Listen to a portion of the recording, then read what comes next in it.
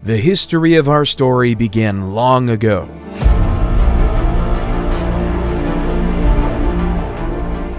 At one point in time, around 3 billion years ago, we were floating around as little tiny atoms in the little Petri dish of the world. Fast forward to around 6 million years ago, and we see the emergence of the first hominids, the family of primates that include humans. 1.9 million years ago, Homo erectus was the first species to leave Africa and colonize other parts of the world. They had larger brains than their primate ancestors. Around 400,000 years ago, the first evidence of the Neanderthals. Their bodies were adapted to the cold environments of Europe and Western Asia. Their distinctive facial features were some of the most human-like ever seen. Then came us, the only surviving species of the Homo genus. But how did Homo sapiens rise into a global dominance through the mechanism of civilization?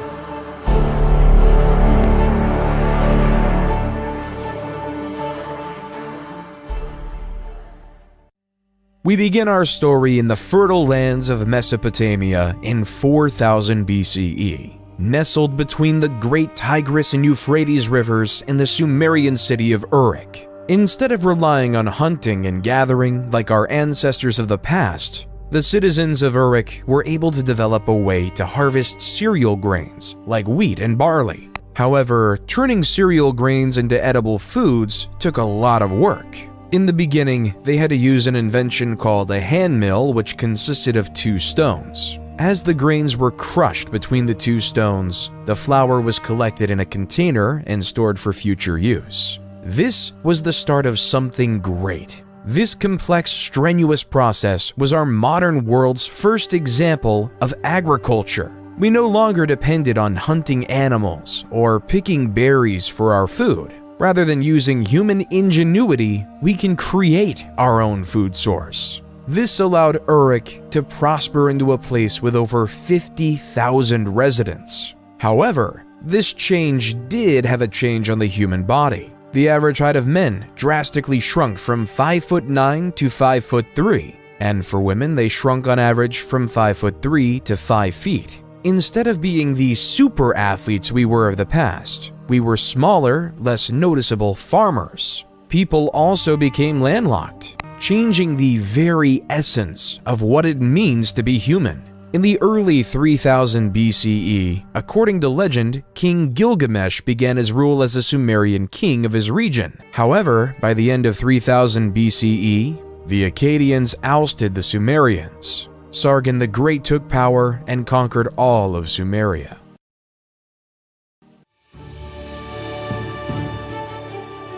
While in the Indus Valley in modern-day Pakistan, a new civilization was growing. The Indus Valley Civilization, 3300 to 1300 BCE, was most notable for its highly advanced toilet system. The toilets were built with a seat and a chute that led to the underground drainage system. The sewage was then carried away from the homes through a network of covered drains, preventing disease spread. The waste was treated and disposed outside of city limits, helping to keep the cities clean and hygienic.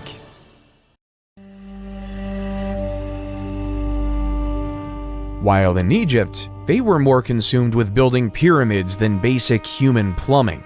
This was because, in ancient Egyptian religion, it was believed that when a pharaoh was to die in the physical world, his spirit would continue to live on in the afterlife, in which they would continue to rule in perpetuity, and where they would be worshipped by the living. Inside these pyramids, the pharaoh's body was carefully mummified, a process believed to preserve his physical form and help ensure his spirit's journey to the afterlife. The pyramid was also filled with offerings and treasures intended to provide the pharaoh with the resources he would need in the afterlife. Every pharaoh wanted to make sure they were immortal. They wanted to succeed in the afterlife. They wanted to be worshipped forever. That's why it was an utmost priority for Egyptian pharaohs to build pyramids for themselves when laid to rest. It started when Pharaoh Djoser, 2667 to 2648 BCE, built the Step Pyramid at Saqqara, followed by Sneferu, 2613 to 2589 BCE, who built several pyramids, such as the Bent Pyramid and the Red Pyramid. Then came the pharaoh Khufu, 2589 to 2566 BCE, who built the famous Great Pyramid of Giza in a labor-intensive 20-year process, one that the world still marvels at today. Khufu was then followed by pharaohs Khafre and Menkaure, who built the slightly smaller second and third pyramids of Giza respectively. While over in China in the year 2100 BCE, the first Chinese dynasty was upon us. Like the people of Mesopotamia, the Chinese were ever reliant on agriculture, producing rice, wheat, and barley among other crops. However, as legend has it, the Yellow River flooded. These massive floods would destroy all the crops, leading to massive famine and suffering.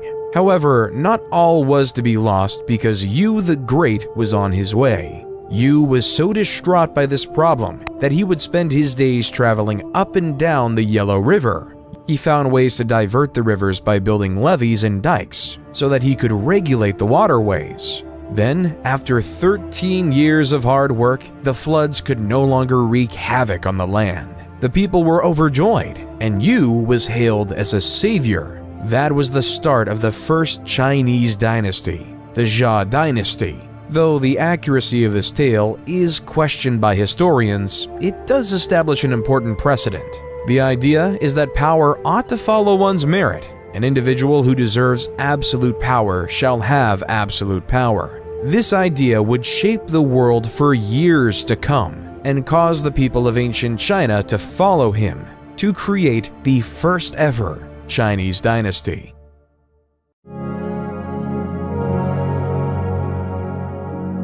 While back over in Mesopotamia, around 1772 BCE, a Babylonian king named King Hammurabi created the basis of the legal system as we know it today. Hammurabi ordered the creation of a 7-foot-tall, 2-foot-wide stone slab. Written on it was a system of 282 laws that each citizen of his kingdom was to follow. Such laws included various laws such as Law 1, if a man brings an accusation against another man, charging him with murder but cannot prove it, the accuser shall be put to death. Law 196, if a man destroys the eye of another man, they shall destroy his eye. Law 197 says, if he breaks another man's bone, they shall break it. Law 199, if he destroys the eye of a man's slave or breaks the bone of a man's slave, he shall pay 1/2 his price. However, what King Hammurabi did was create a society based on laws. He laid out strict laws, placing people into certain castes of life and value. Everyone was worth a different amount based on what class they were in society. There was no illusion of equality in ancient Babylon. Instead, it was pretty clear the value of a noble's bone was worth more than a plebeian's, which in turn was worth more than a slave's. An idea we continue to see throughout history.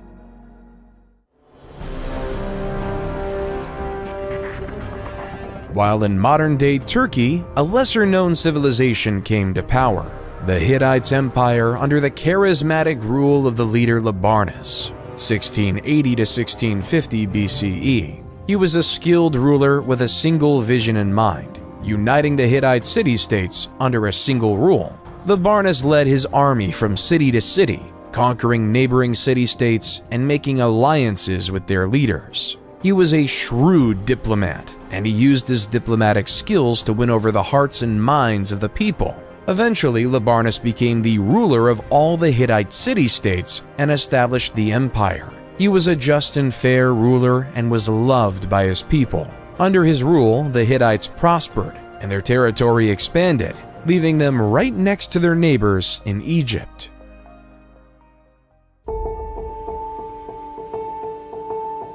While in modern-day Greece, a collection of city-states emerged on the European continent. Mycenaean Greece, 1600 BCE to 1100 BCE, was dominated by an elite warrior society and consisted of a network of palace-centered states that developed rigid hierarchical, political, social, and economic systems. At the head of this society was the king. However, unlike a unified civilization, each city was on its own. A city-state is a city that, with its surrounding territory, forms an independent state. The development of city-states such as Troy, Mycenae, and Pylos start to grow. The first remnants of the Greek written language, known as Linear B, also started to emerge. The first record of any Indo-European Greek record we have today.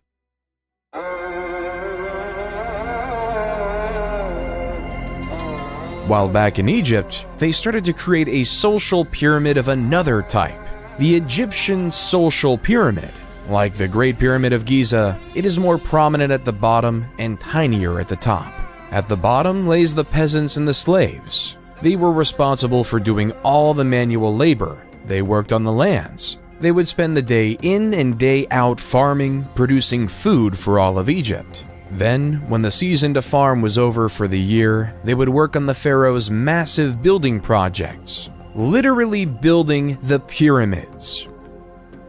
Slightly above the slaves came the artisans. They were the stonemasons, the plasters, and the sculptors who created the exuberant art the wealthy desired, and for Egypt is most known for today. Then came the merchants, who spent their days navigating the Nile, trading gold, papyrus, and linen to anyone who could afford it. They were well respected and able to make a healthy profit by selling. Then came the scribes. These masters of the world would go to specialized scribe schools just to master the language of ancient Egyptian hieroglyphics. In practical use, these scribes took account of the stores of food, various tax documents, and even the daily lives of the pharaoh. After the scribes came the soldiers. The soldiers were tasked with protecting the Egyptian empire. They dedicated their lives to defend or make preemptive strikes against their enemy. Generally, they were well fed. Then, near the top, came the bureaucrats.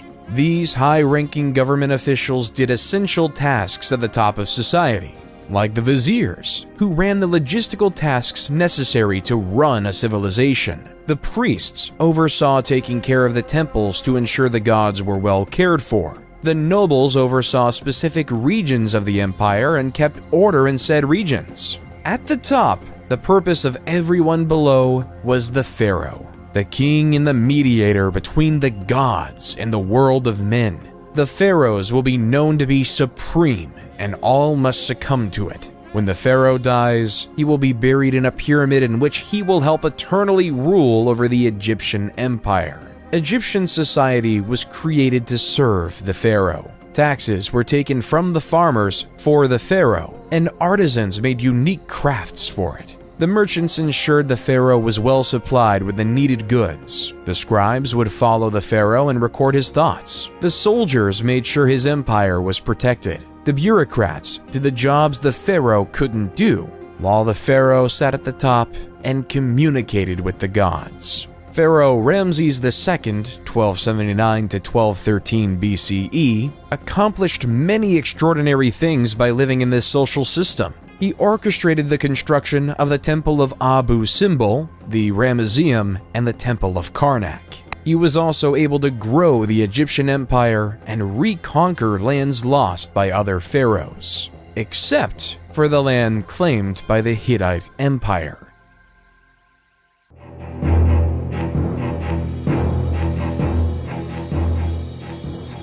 The Hittite king of the time, Mtwali II, 1295 to 1272 BCE, was notorious for ordering his troops to attack his Egyptian neighbors. Following the example of Labarnus, Mtwali wanted to unify the world under Hittite rule. However, Ramses had enough. Other pharaohs in the past have tried to stop the Hittites, but he knew if his empire was to ever succeed, he needed to attack back. His target is the city of Kadesh. Ramses rode in on his chariot with 4 divisions of 20,000 men ready to dominate and kill Mtwali. However, the Hittites already knew of the incoming Egyptian invasion through espionage.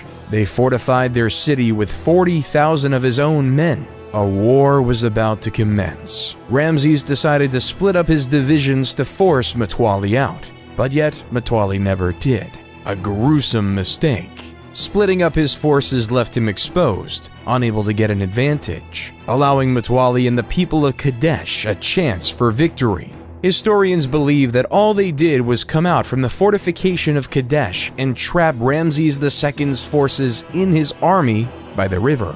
But yet, for some unknown reason, they never did, leaving the Battle of Kadesh to end in a draw. After the battle, though, both sides decided it would be best to stop attacking each other, that they should live in peace and unity in this world. Then, after the death of Mutawalli, the new king Hattusili III took the throne of the Hittite Empire. Through the means of messengers in the year 1258 BCE, both Ramses and Hattusili signed the first peace treaty to ever exist. Reading in part, Ramses the Great King, the king of the country of Egypt, shall never attack the country of Hatti to take possession of a part of this country. And Hattusili, the great king of the country of Hatti, shall never attack the country of Egypt to take possession of a part of that country. Then, a period of friendship occurred between these two once warring nations. The Hittites were skilled in metalwork and taught the Egyptians to make superior weapons and tools. At the same time, the Egyptians, master of agriculture, shared their knowledge with the Hittites, trade for the benefit of both civilizations. Both civilizations prospered because of this. Peace can lead to prosperity. The agreement was kept in place until around 1200 BCE because that's when the Hittite Empire fell, because of the constant attacks they faced from the Sea People, leaving the Hittite Empire to be lost in the state of history.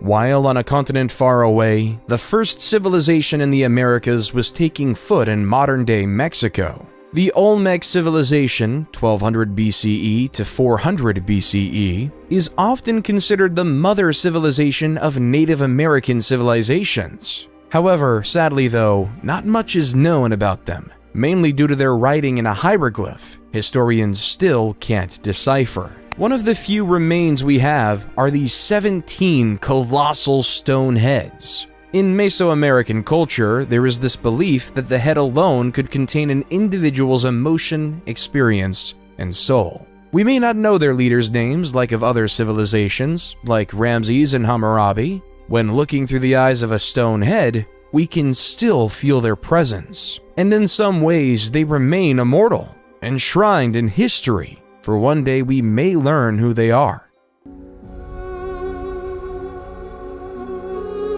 While in the east, the Zhou dynasty, 1046 to 256 BCE, in China was taking its stride. The Zhou dynasty gained power because of the failures of the less critical Shang dynasty. They believed in the idea of a mandate from heaven.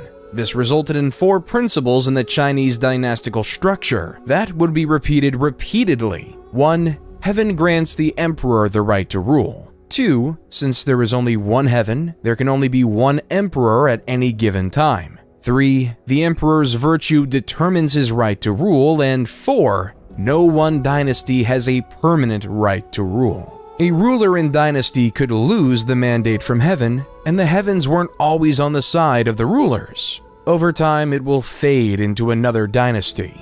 The heavens would send signs of droughts, famines, floods, and earthquakes across the land, signaling they'd lost the blessing from above. This is how the Shang dynasty fell, and the Zhou dynasty grew to prominence. The Zhou dynasty brought another style of government and the creation of feudalism.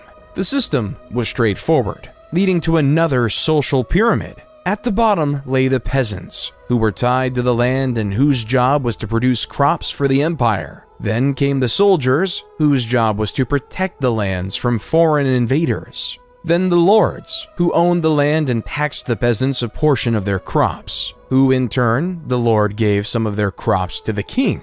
The person in charge of the whole empire, the king, would then receive more crops and become very wealthy. All profits go to the king, and all work goes to the masses. Why would anyone just settle for a life of farming day in and day out? There are 2 reasons for this phenomenon. The first reason was due to necessity. It took many more people to feed an empire and a family back then. and the second reason being philosophy. Towards the end of the Zhou dynasty, the beginning of Eastern philosophy was created. Confucius created a philosophy system justly named Confucianism, which is focused on the importance of respect, loyalty, and responsibility in all relationships in life. A central concept of Confucianism is called Li, which can be translated as rituals, customs, or manners. Li refers to the formal and informal social conventions that guide societal behavior. It is seen as maintaining order and harmony in social relationships,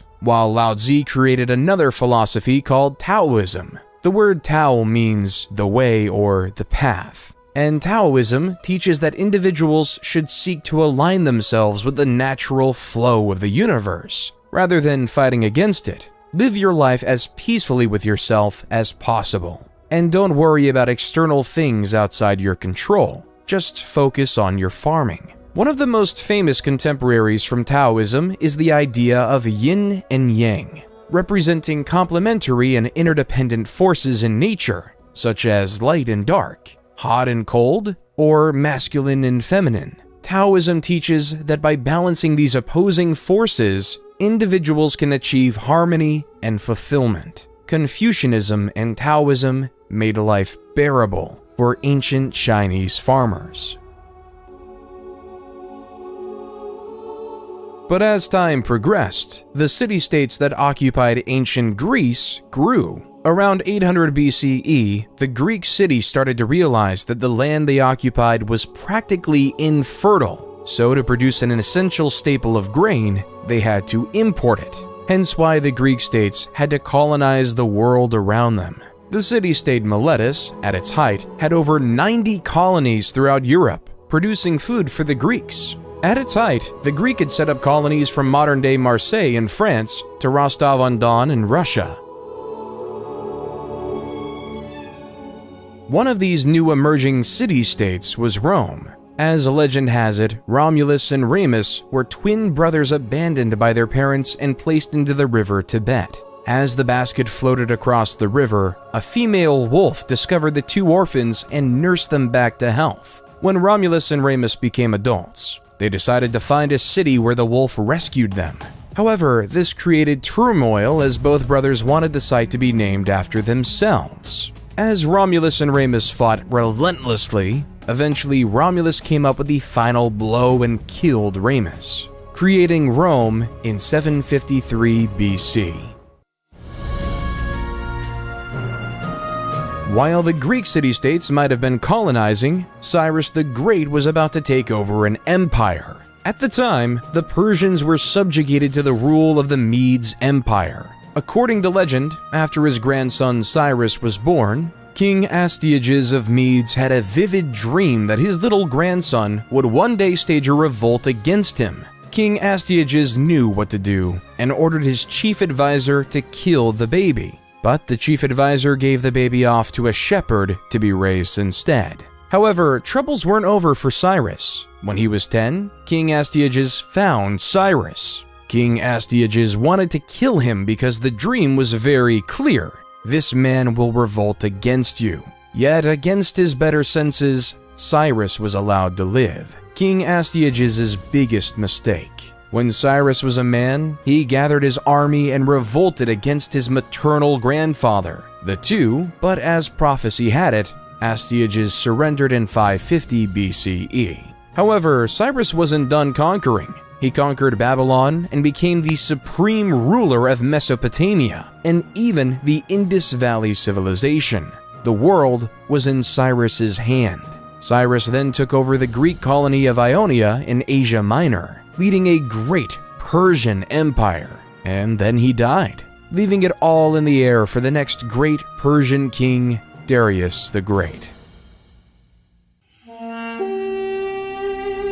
While back in Greece, various city-states started to gain power, but two were at the forefront: Sparta and Athens. Sparta was a military powerhouse. The famous Spartans believed everything should focus on physical strength and war. When a new young Spartan was born, it would be slaughtered if it didn't look healthy. Boys were taken from their families at a young age and were trained to become soldiers. The brutal training included physical conditioning, weapons training, and harsh living conditions. The entire life of a Spartan was to win a war. Their society reflects it with three main groups. The ruling class consisted of aristocrats who held political power, the free non-citizens who were not allowed to participate in government but were still expected to serve in the military, and the helots, a group of enslaved people that provided labor for the Spartan state. Life in Sparta was harsh, brutal, and militaristic.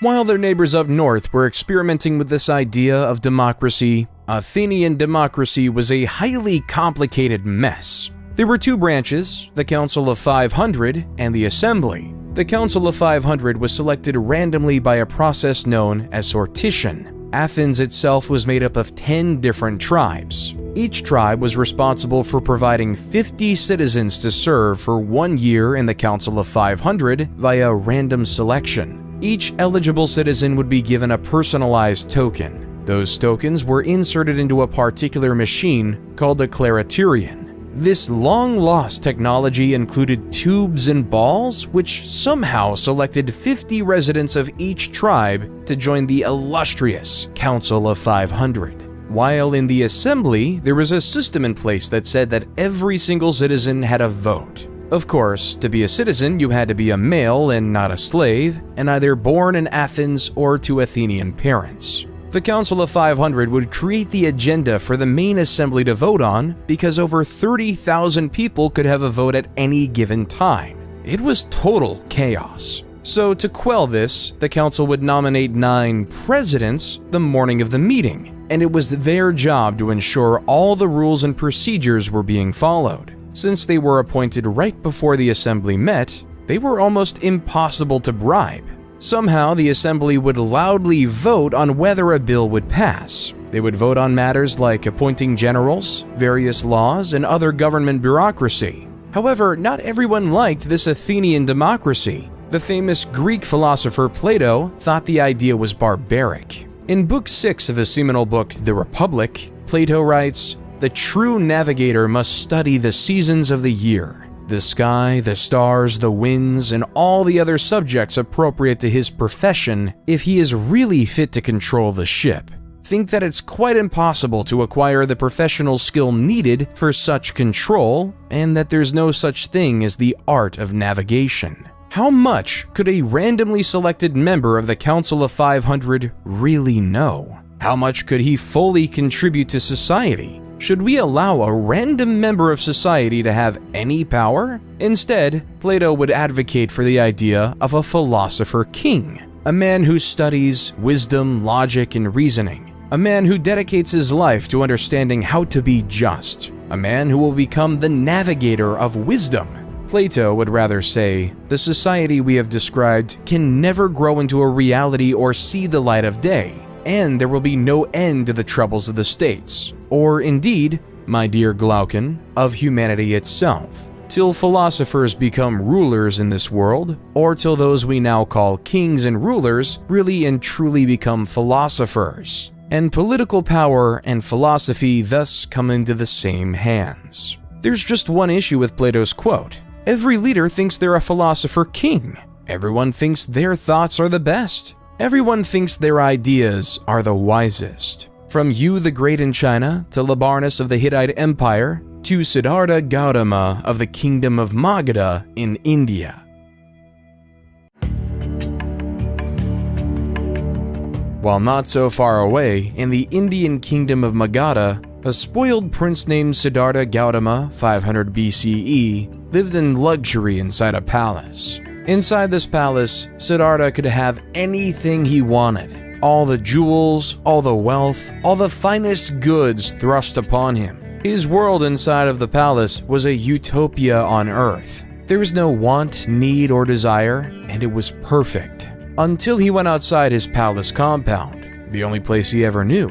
As he took his first steps outside of his palace, what he saw struck a chord. He saw an old man dying right on the street in front. He realized that the human experience wasn't something that was perfect and sublime, Instead, it was death. As Gilgamesh realized many years ago, this was an inevitable part of the human experience. Siddhartha left his life of luxury behind and began a quest for knowledge and enlightenment. He studied with spiritual teachers and meditated for many years, searching for answers to life's big questions. Finally, after 6 years of seeking, he sat down under a fig tree and meditated until he achieved enlightenment. Enlightenment is a state of inner peace, in which one has transcended the limitations of the ego and is in touch with a universal consciousness or divine essence. It isn't a fixed and permanent thing, but rather an ongoing process of growth and development. But under that fig tree, Siddhartha became known as the Buddha, or the Awakened One. He would spend the rest of his life traveling the countryside, becoming close to the Enlightenment. Darius was determined to follow in his father's footsteps and take over the world. After finalizing their rule over the city-state of Ionia, the Persians were on a quest to take over Greece. Darius and his 20,000 men came to the city of Marathon in the year 490 BCE, a city 26.2 miles away from Athens. The Athenians were vastly outnumbered, with only 10,000 men. As the Persians were trying to regroup, the powerful Greek hoplites crushed the weaker Persian foot soldiers by routing the wings before turning towards the center of the Persian line. The remnants of the Persian army fled to their ships and left the battle. Early historians believe the battlefield littered 6,400 Persian bodies, while the Athenians lost only 192. So the Persians retreated, and an Athenian messenger named Pheidippides ran the 26.2 miles from Marathon to Athens, exclaiming with joy how the Athenians just beat the mighty Persian Empire. All of Athens went crazy with this fantastic news, hence leading the Pheidippides' historic trek to be sketched into history as the world's first marathon. However, the Persians weren't done, even with Darius I dying of mysterious circumstances. His son, Xerxes I, took over the crown and wanted to complete his grandfather's legacy.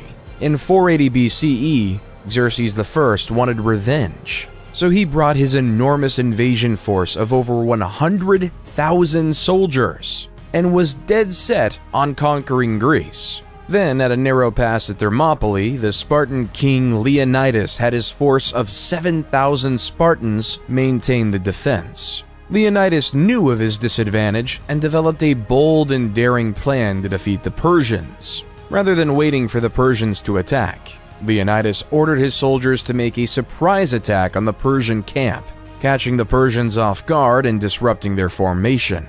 Despite their success, the Greek army was ultimately overwhelmed by the Persians, who attacked from all sides and eventually broke through the Greek defenses. Leonidas and his soldiers fought with courage and determination. Still, they were ultimately defeated.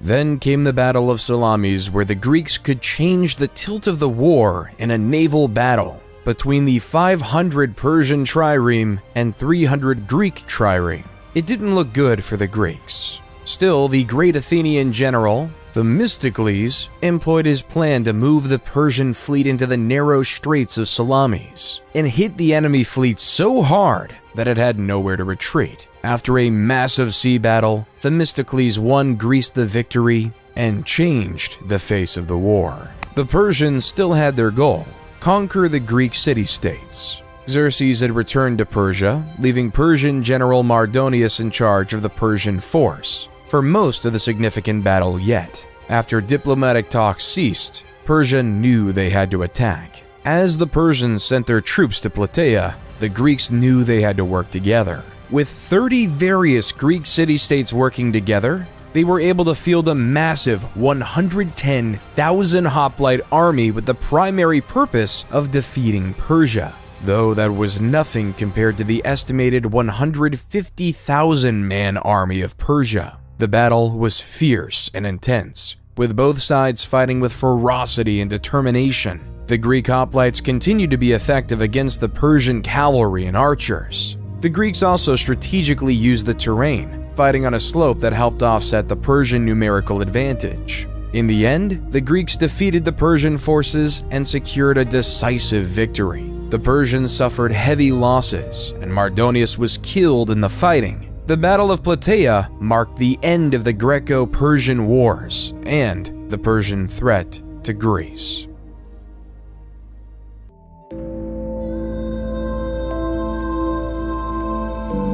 After the Persian War, life in ancient Greece was spectacular. A golden age of culture was upon us. With no longer having to face the threat of war, Athens was able to create architectural wonders, such as the Parthenon. The Parthenon sits upon the Athenian Acropolis, a prominent hill overlooking the city of Athens, to show its wealth and culture. No matter where you'll go in Athens, you can still see the Great Parthenon even today. Then came the theater. Around this time, the state would sponsor the most significant poets to create stories in the Athenian festival, called the City Dionysia, a festival designed to worship the Greek god of theater and fertility, Dionysus, creating playwrights such as Sophocles, Aeschylus, and Aristophanes. States were hungry for power. Athens was recruiting city-states into their Delian alliance, while Sparta was recruiting city-states into their Peloponnesian alliance. Both Sparta and Athens felt like they should control the city of Korkia, hence why in 434 BCE, war was upon the Greek peninsula, resulting in naval battles such as the Battle of Siblos and the Battle of Pylos. By 421 BCE, a short peace was negotiated. However, this peace would not last, and Athens had their eyes on Sicily. Initially, the expedition was going well. The Athenians established alliances with several Sicilian cities, and won several minor skirmishes against the Sicilian forces. But soon, Alcibiades, one of the greatest naval generals in history, was recalled to Athens to face charges of sacrilege. The Athenian fleet was left without his leadership. In his absence, the expedition began to unravel. The Athenians could not take the city of Syracuse, which had fortified its defenses and was well prepared for a siege. The Sicilians were aided by reinforcements from Sparta, which saw an opportunity to strike a crippling blow against its arch-rival Athens. The Athenians suffered from a lack of supplies and were plagued by disease. At the same time, the Syracusans launched a series of surprise attacks and ambushes. Finally, after months of grueling fighting, the Athenian fleet was destroyed in a decisive battle. Thousands of Athenians were killed, and many more were captured and enslaved. A decade after that, Athens fell to the Spartans. The age of legendary Greece was now over. Both Athens and Sparta were significantly weaker, never to regain the same power they once had, leaving the world ready for a philosopher king to conquer it all. Then, in the east, the mandate of heaven was up. The Zhou dynasty, after a long 800-year rule, it was deemed by the heavens that their empire was up, which led to a period known as the Warring States, 474 to 221 BCE. This resulted in Han Fizi, who created a new philosophy called legalism. Followers of legalism believed that people were inherently selfish and would only act in their own self-interest, and that the only way to keep them in line was through a system of rewards and punishments that was clear and consistently enforced. This resulted in Fizi claiming that the best way to achieve social order was by establishing a powerful ruler responsible for enforcing the law and punishing wrongdoers. He also believed the ruler should have complete control over the military, the economy, and society. While in the heart of the Oaxaca region of Mexico, the Zapotec civilization started to flourish. The capital city of Monte Alban was being built on a mountaintop overlooking the entire Oaxaca Valley. Perched on the mountaintop overlooking the Valley of Oaxaca, the city was home to a ruling elite who oversaw a hierarchical social structure that included middle-class artisans and lower-class farmers. The people of the Zapotec civilization were known for their innovative agricultural practices, including the cultivation of maize and other crops, which sustained their communities in times of drought and other environmental pressures. They also developed an early writing system, which used a combination of symbols and glyphs to represent words and ideas. They developed an advanced calendar system based on 260-day and 365-day solar cycles. In Greece, during the year 356 BCE, in the city of Pella in the Kingdom of Macedon, the greatest commander in history was born. Alexander the Great grew up knowing he would be a leader, and was the son of King Philip II and Queen Olympia. But the teacher was much more impressive. Since he was a kid, Alexander was tutored by Aristotle. Aristotle is the man who is known as the father of logic. He created the fields of biology and taxonomy by introducing a way to think called the scientific method, a method that is still taught in schools to this day. He also wrote extensively about philosophy, ethics, and art, changing the face of the world as we know it today. This is the man who was in charge of teaching Alexander the Great. Alexander was 20 when his father was assassinated, but his excellent education allowed him to take over the rest of the world. After his father died in 336 BCE, Alexander was hell-bent on keeping his family's power. So when the Greek city of Thebes decided to revolt, Alexander and his army marched 240 miles in 14 days. When Thebes refused to surrender, he razed the entire city to the ground, and 6,000 were killed, and the rest were sold into slavery. The rest of the Greek city-states recoiled in fear, allowing Alexander to do as he pleased, leaving for his new target to be Persia and the new Persian king, Darius III. In 333 BC, Alexander faced the Persian army at the Battle of Issus. This significant engagement saw the Persian king Darius III defeated and forced to flee. Alexander then captured several key cities, including the vital port of Tyre, which had resisted his initial siege. In 331 BC, Alexander faced Darius III again at the Battle of Gaugamela, near the Tigris River in modern-day Iraq. Despite being outnumbered, Alexander won a decisive victory using superior tactics and mobility. The Persian army was shattered, and Darius III fled once again. Alexander then proceeded to capture the Persian capital of Babylon and took control of much of Mesopotamia. He continued his campaign eastward, winning battles in what is now modern-day Iran and Afghanistan. In 330 BC, he captured the Persian capital of Persepolis, a city of great wealth and cultural significance. But Alexander wasn't done. He wanted to expand eastward, eventually crossing the Hindu Kush Mountains into India. However, his troops grew tired of the endless fighting and refused to go any further, and Alexander was forced to turn back.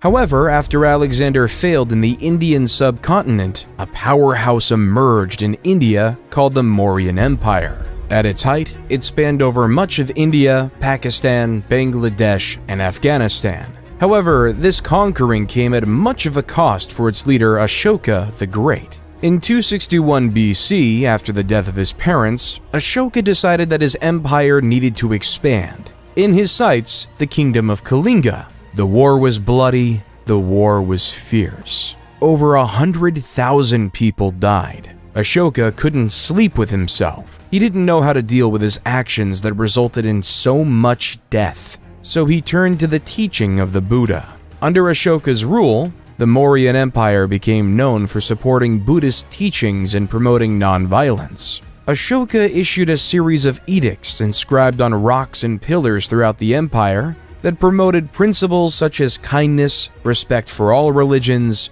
and the abolition of slavery. Certain traits were not shared in the West by Alexander.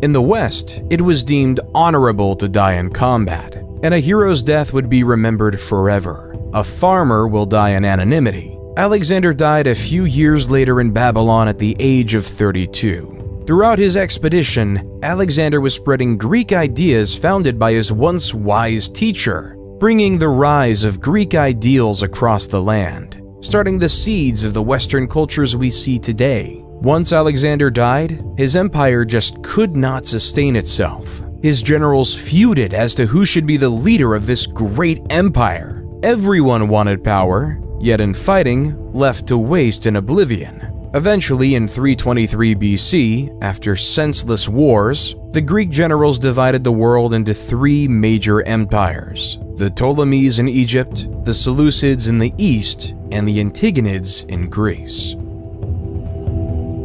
Ptolemies, one of Alexander's generals, led Egypt into a period of prosperity. Inspiration by his former leader, Ptolemies built the Library of Alexandria, a hub for an intellectual scholarship. Intellectuals from all over will come to the library to exchange ideas and thoughts throughout the world, leaving us to have great philosophers like Plato and Aristotle to be the backbone of our culture. While the general Seleucid was given the keys to the city of Babylon. Babylon at this time was a cultural hub melting Greek, Persian, Indian, and Central Asian cultures. Seleucid, though, preferred Greek ideas and Greek language. The Seleucid Empire was at its height during the reign of King Antiochus III, 223 BC to 187 BC. Under King Antiochus III, the Seleucids encompassed a vast territory from modern-day Turkey to modern-day Pakistan, one of the largest empires on record until the rise of the Romans. While the Antigonids did not have nearly as much success. By the time Antigonids I took power, the Greeks were just a shell of what they once were. The age of the Greeks was behind us. The Ptolemies, the Seleucids, and the Antigonids went astray from the Roman Empire. However, for Rome to rise, it had to face a powerful foe, Carthage. Both Rome and Carthage had a desire for the same city-state, Messina, on the island of Sicily. This would give either civilization a foothold to grab power in the Mediterranean. The First Punic War was upon us, and after 20 years of fighting, in the year 241 BCE, and the defeat of Carthage, the Treaty of Lutatius was signed. The peace, though, was short-lived. In 218 BCE, the Second Punic Wars began when the Carthaginian general Hannibal invaded Italy with his army, including elephants, to conquer Rome. Hannibal won several early battles, including the Battle of Cannae in 216 BCE. Still, he was ultimately defeated by the Roman general Scipio Africanus at the Battle of Zama in 202 BCE. The war resulted in the complete defeat of Carthage, which was forced to cede its territories to Rome, and the end of the Carthaginian Empire. There was no doubt in the world anymore that it was time for the Romans to take charge in the West.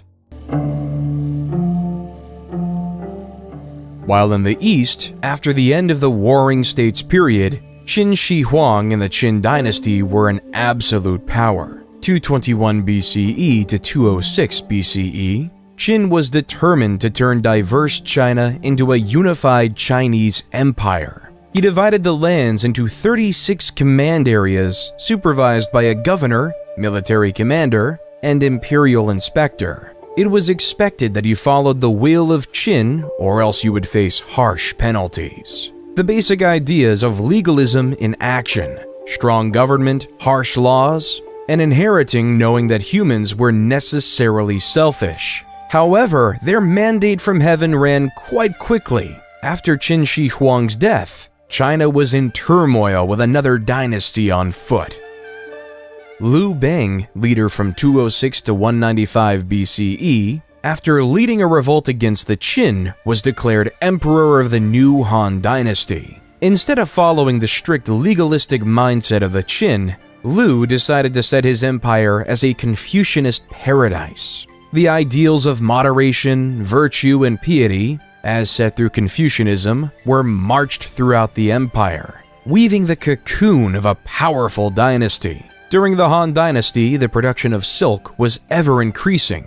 and the idea of profits was in the minds of all. So in 138 BCE, Emperor Han Wu sent an imperial convoy to make contact with cultures of Central Asia and the Mediterranean. Then, after the routes were established, Chinese merchants and traders would bring their silk across the Silk Road to the Middle East and eventually Europe, where it would be sold at high profits, though in the beginning the route was relatively short. Because in 97 BC, Ambassador Kan Ying was sent to Rome with gifts of silk for their empire. However, Kan only got as far as Mesopotamia because he was told by the Parthians, the dominant empire in Iran at the time, that the journey would take years. Little did Kan know that he was misinformed, that the journey would have been relatively shorter, but the Parthians wanted to keep their spot as the middlemen.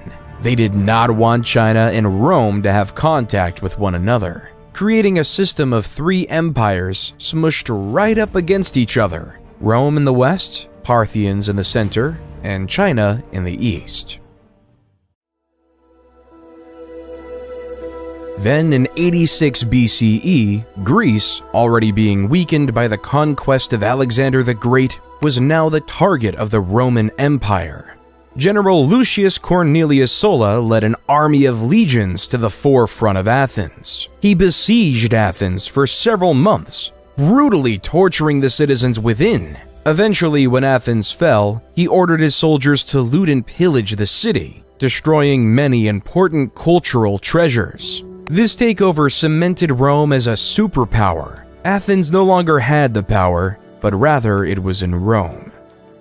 While in 63 BCE, General Pompey was tasked with capturing Jerusalem and the region of Galilee, the Romans quickly captured the cities, forcing Galilee to be placed under Roman rule, including a small village called Nazareth.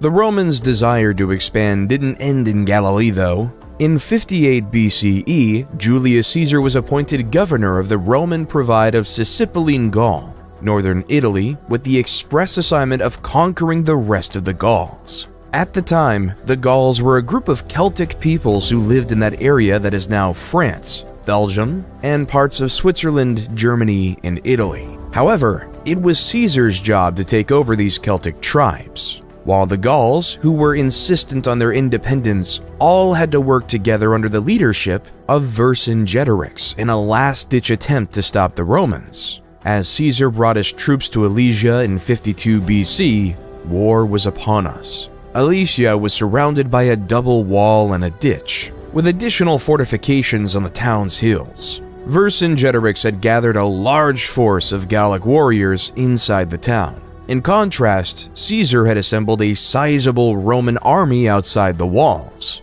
Caesar realized that a direct assault on the town would be complex, so he surrounded the Gallic forces and starved them into submission. He ordered the construction of a series of fortifications around Alesia, including a circumvallation wall that encircled the town, and a second wall and ditch that faced outward to defend against any attempts to break out. Over several weeks, Caesar's forces engaged in a grueling siege of Alesia, with both sides suffering heavy losses. The Gallic warriors inside the town made several attempts to break out, but they were repelled by the Roman forces. The tide of the battle turned in favor of the Romans when a second Gallic army, led by Vercingetorix's ally Commius, attempted to relieve the siege. Caesar sent a detachment of his forces to intercept the Gallic reinforcements. After a fierce battle, the Roman soldiers emerged victorious. With his forces surrounded and facing starvation,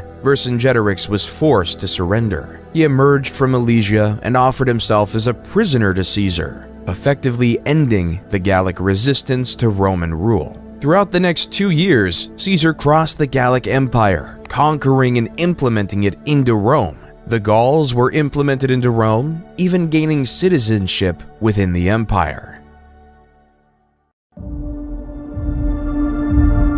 However, the Senate was not happy with Caesar. Even though he had great success against the Gauls, the Roman Senate wanted him to stop.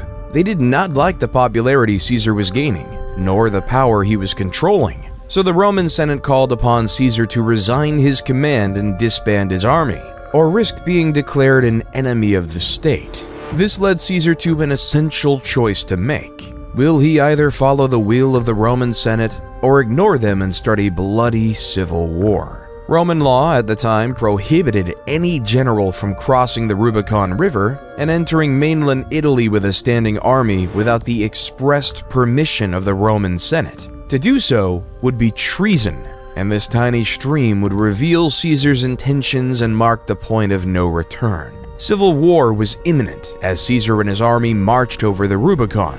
Battles in Corfinium and Pharsalus showed the Senate that Caesar was a worthy foe, so the Roman Senate appointed his son-in-law, Gnaeus Pompey, to lead the Roman forces against his father-in-law. Both parties knew the importance of Spain, due to it providing a link between Italy and the rest of Europe. The two armies clashed near the town of Leda in northeastern Spain. Caesar's army was significantly outnumbered, but he could use his superior military tactics and training to gain the upper hand in the battle. After several days of intense fighting, Caesar emerged victorious, forcing Pompey's forces to retreat, declaring Caesar as the new leader of Rome. When Caesar made it back to Rome, the crowds were chanting, "Hail Caesar! Hail Caesar!" The people then decided that he would be the dictator of Rome for life. Caesar immediately set to work, implementing a series of reforms and policies aimed at improving ordinary Romans' lives and strengthening the central government's power. He ordered the construction of new infrastructure, such as roads, bridges, and aqueducts, which helped to connect different parts of the city and improve trade and commerce. Caesar also enacted a series of political and social reforms, including granting citizenship to many people living in the Roman Empire and creating new laws and customs that were based on Roman practices. He encouraged the spread of the Latin language and culture throughout the city and established the Julian calendar, which is the basis of the calendar we use today. However, Caesar's reign was short-lived because 2 years later, in 44 BC, he was stabbed to death by two loyal senators, Cassius and Brutus. The assassination of Caesar led the Roman world into disarray. The world was filled with factions vying for government control without a strong leader.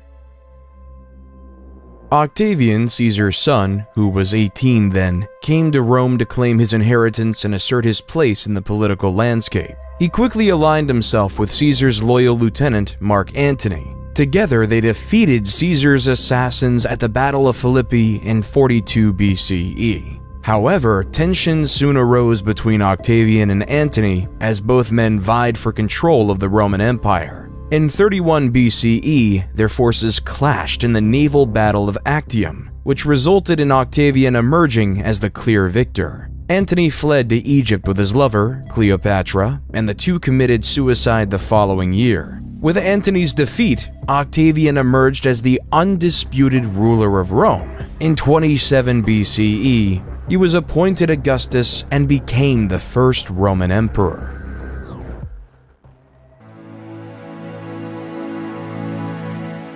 During Augustus's reign, a man who would change the world was born in the Roman-occupied city of Bethlehem, Jesus Christ. The Gospel of Luke says, "In those days a decree went out from Caesar Augustus that all the world should be registered." This was the first registration when Quirinius was governor of Syria, and all went to be registered, each to his own town.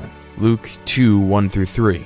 This census was an essential factor in Roman society, because it established the population counts in these various communities, making it possible to tax these various citizens. So the highly pregnant Mary and her betrothed husband Joseph had to travel 90 miles on foot from Nazareth to Bethlehem to complete this legally required Roman census. When they arrived in Bethlehem, many other descendants of the King of David, or members of the Jewish faith, were also going to Bethlehem for the census. They found out that there was no room for them in the inn, so they were forced to take shelter in a stable where Mary gave birth to Jesus. Jesus was later named King of the Jews. After Jesus' birthday and the completion of the census, Mary and Joseph returned to Nazareth with their extraordinary son.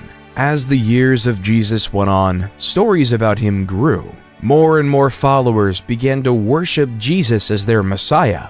They claim that he can catch an endless amount of fish. They claim that he can cure the blind. And they claim that he was the Son of God. So these followers, specifically his disciples, started to write down his entire life journey. 4 of his closest disciples, Matthew, Mark, Luke, and John, wrote down the main chunks of the book in these parts called Gospels. Each of these Gospels covered almost all of the same events, the narrative life of Jesus Christ. This narrative testimony of a child born in a stable changed the world forever.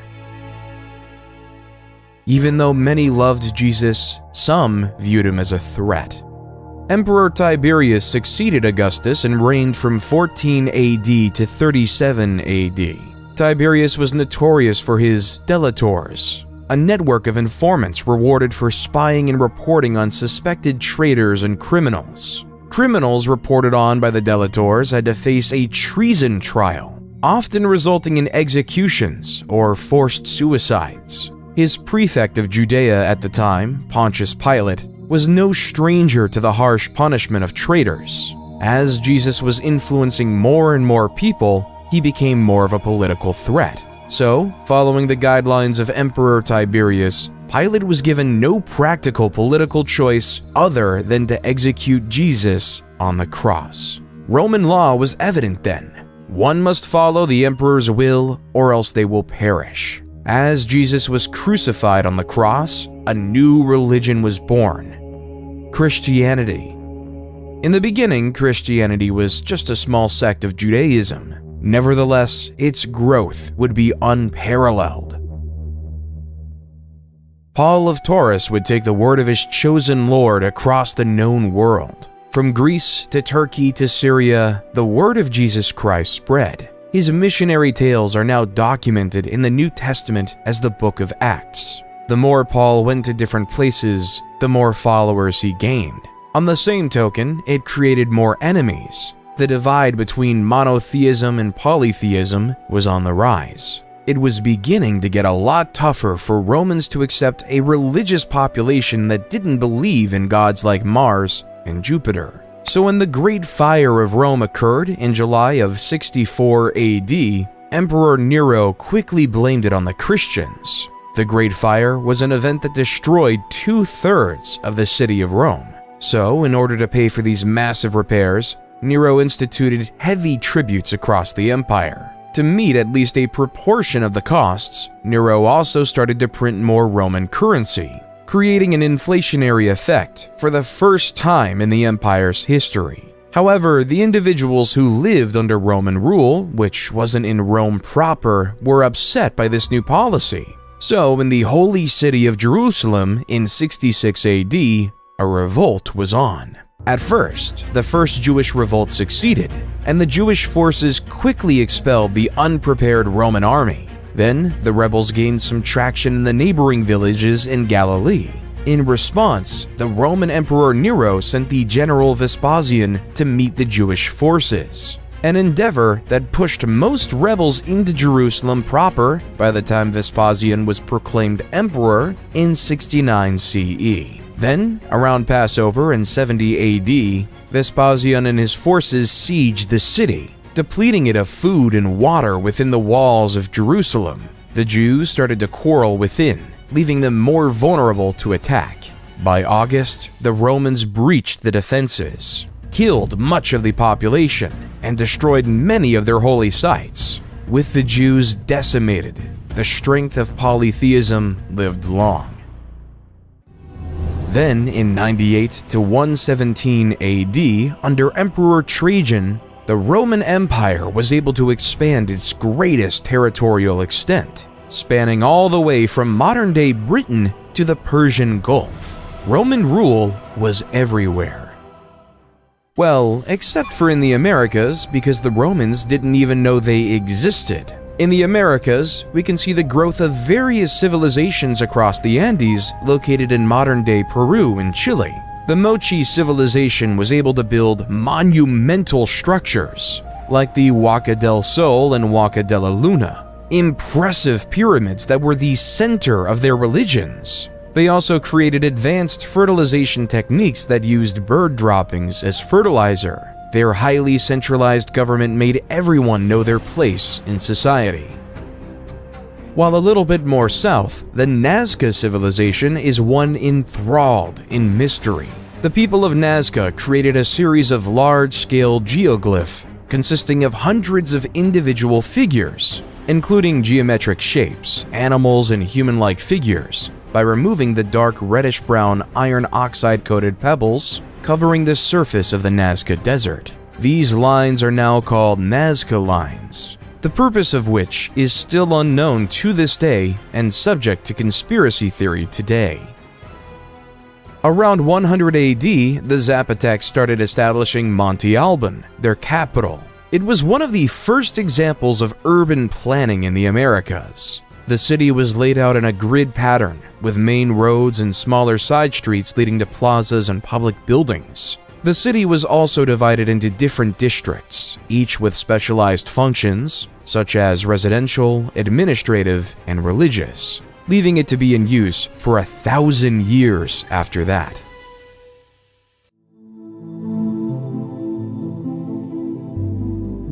While back in Rome, after the end of Trajan's reign in 117 AD, a new emperor with a purpose was in hand. Hadrian was a man tasked with a near impossible, keeping the massive Roman Empire under one rule. He first had to deal with a crisis with the newly colonized Roman Britain. Like their predecessors in Judea, the Roman Brits did not like being Roman, so they started to cause unrest, and in the eyes of Hadrian, a real threat of revolution was on his mind. So Hadrian had ordered a massive wall, aptly named Hadrian's Wall, which spanned almost coast to coast, keeping it sunk in the conquered people's minds that the Romans were here, staving off revolution in one region. However, in Galilee, things weren't as peaceful. Simon Bar Kokhba led a rebellion of the Jewish people to free themselves from Roman rule. As you see, Rome was developing a new city called Aelia Capitolina over the ruins of Jerusalem from the last revolt, with temples dedicated to polytheistic gods like Jupiter.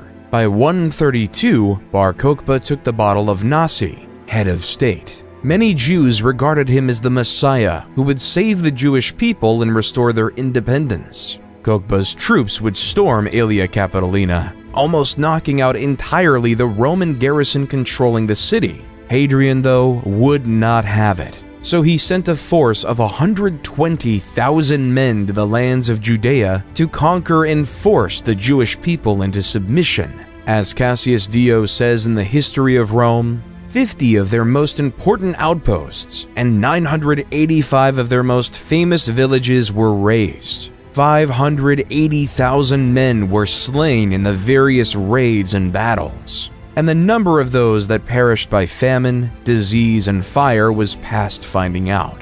Thus, nearly the whole of Judea was made desolate. History of Rome 69.14, 1-2.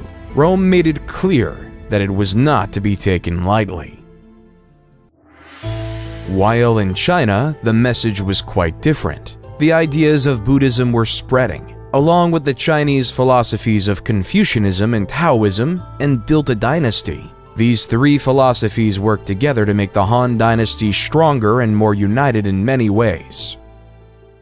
While in America, the Mayan architects went across northern Petri and designed a series of short, broad temples with wide staircases flanked by enormous stucco masks. These stucco masks were made of plaster, and some burned and powdered limestone. The Mayans built these stone armatures into elaborate deity faces to capture the soul of the gods and bring it to the people. A temple like the E7 sub, yes, historians name Mayan temples like military submarines, is a pyramid with 16 stucco masks. Each allows us to go deeper into the souls of these deities of the past.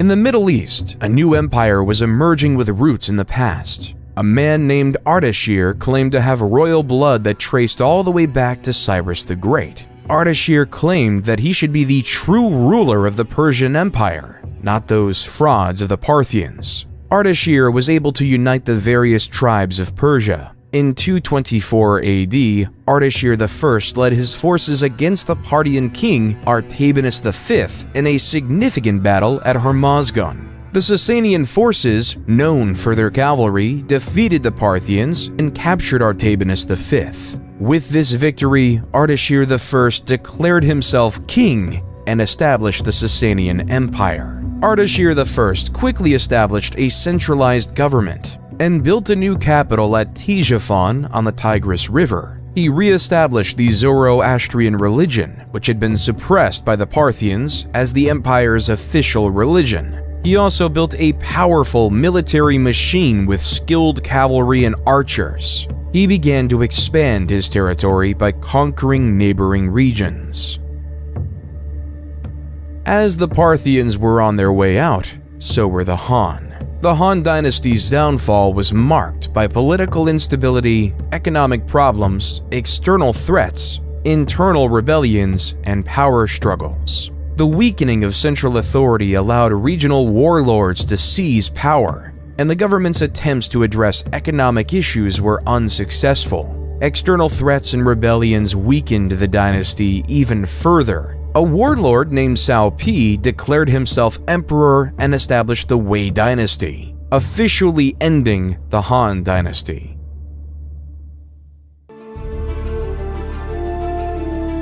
While back in Rome, Emperor Diocletian, 284–305, faced a problem.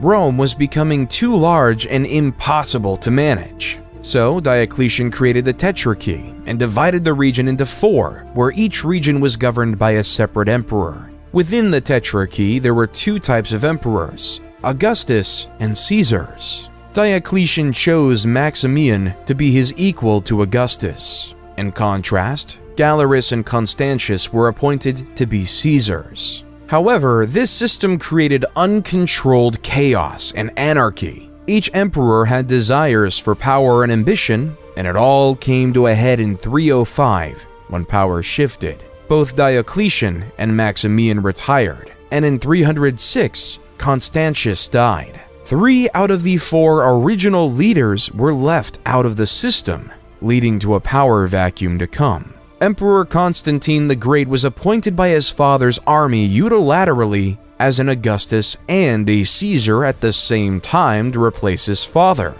At the same time, Maximin's son Maxentius felt as though he should have been appointed Caesar instead of Valerius Severus. So in 307, Maxentius sent his army and forced Valerius Severus to surrender. Come 308, Galerius appointed Licinius to replace him. So on the west side of Rome, 2 emperors wanted to rule. Constantine ruled over Gaul and Britain, and Maxentius ruled Italy and North Africa. Maxentius had a difficult time consolidating his power, and he faced increasing resistance from the people of Rome. To try and secure his hold on power, Maxentius ordered the construction of a new bridge across the Tiber River near Rome, known as the Milvian Bridge. Constantine saw Maxentius as a threat to his power, so he decided to march on Rome to confront him. As the 2 armies approached each other near the Milvian Bridge, Constantine had a vision of a cross in the sky, with the words, "In this sign, conquer." Some accounts suggest that this vision may have been a dream or a hallucination, while others suggest that it may have been a sign from God. Regardless of the nature of the vision, Constantine took it as a sign that he would be victorious in battle if he fought under the sign of the Christian cross. He had his soldiers paint this symbol on their shields and banners, and he went into battle with renewed vigor and confidence. The battle was fierce and brutal, with both sides suffering heavy losses. Maxentius had a larger army, but his troops were spread out and disorganized. Constantine was able to take advantage of this, and he was able to push Maxentius's forces back towards the Tiber River. In the chaos of the retreat, Maxentius was forced off the Milvian Bridge and into the water, where he drowned. Shortly after his victory, Constantine met Licinius at Mediolanum, modern Milan, to confirm several political and dynastic arrangements to produce the Edict of Milan.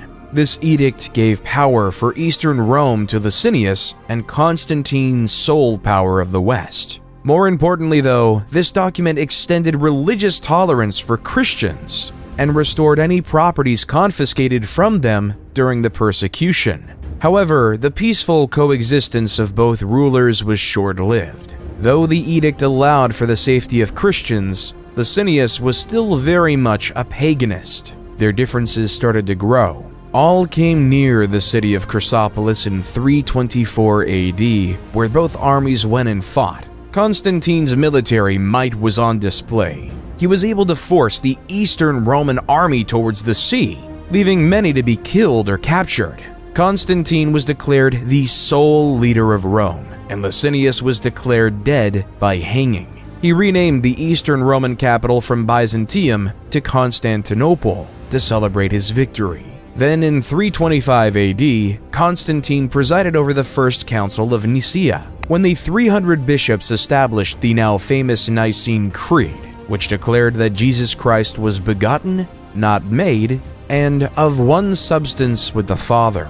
Constantine was finally baptized as a Christian on his deathbed in 337 AD.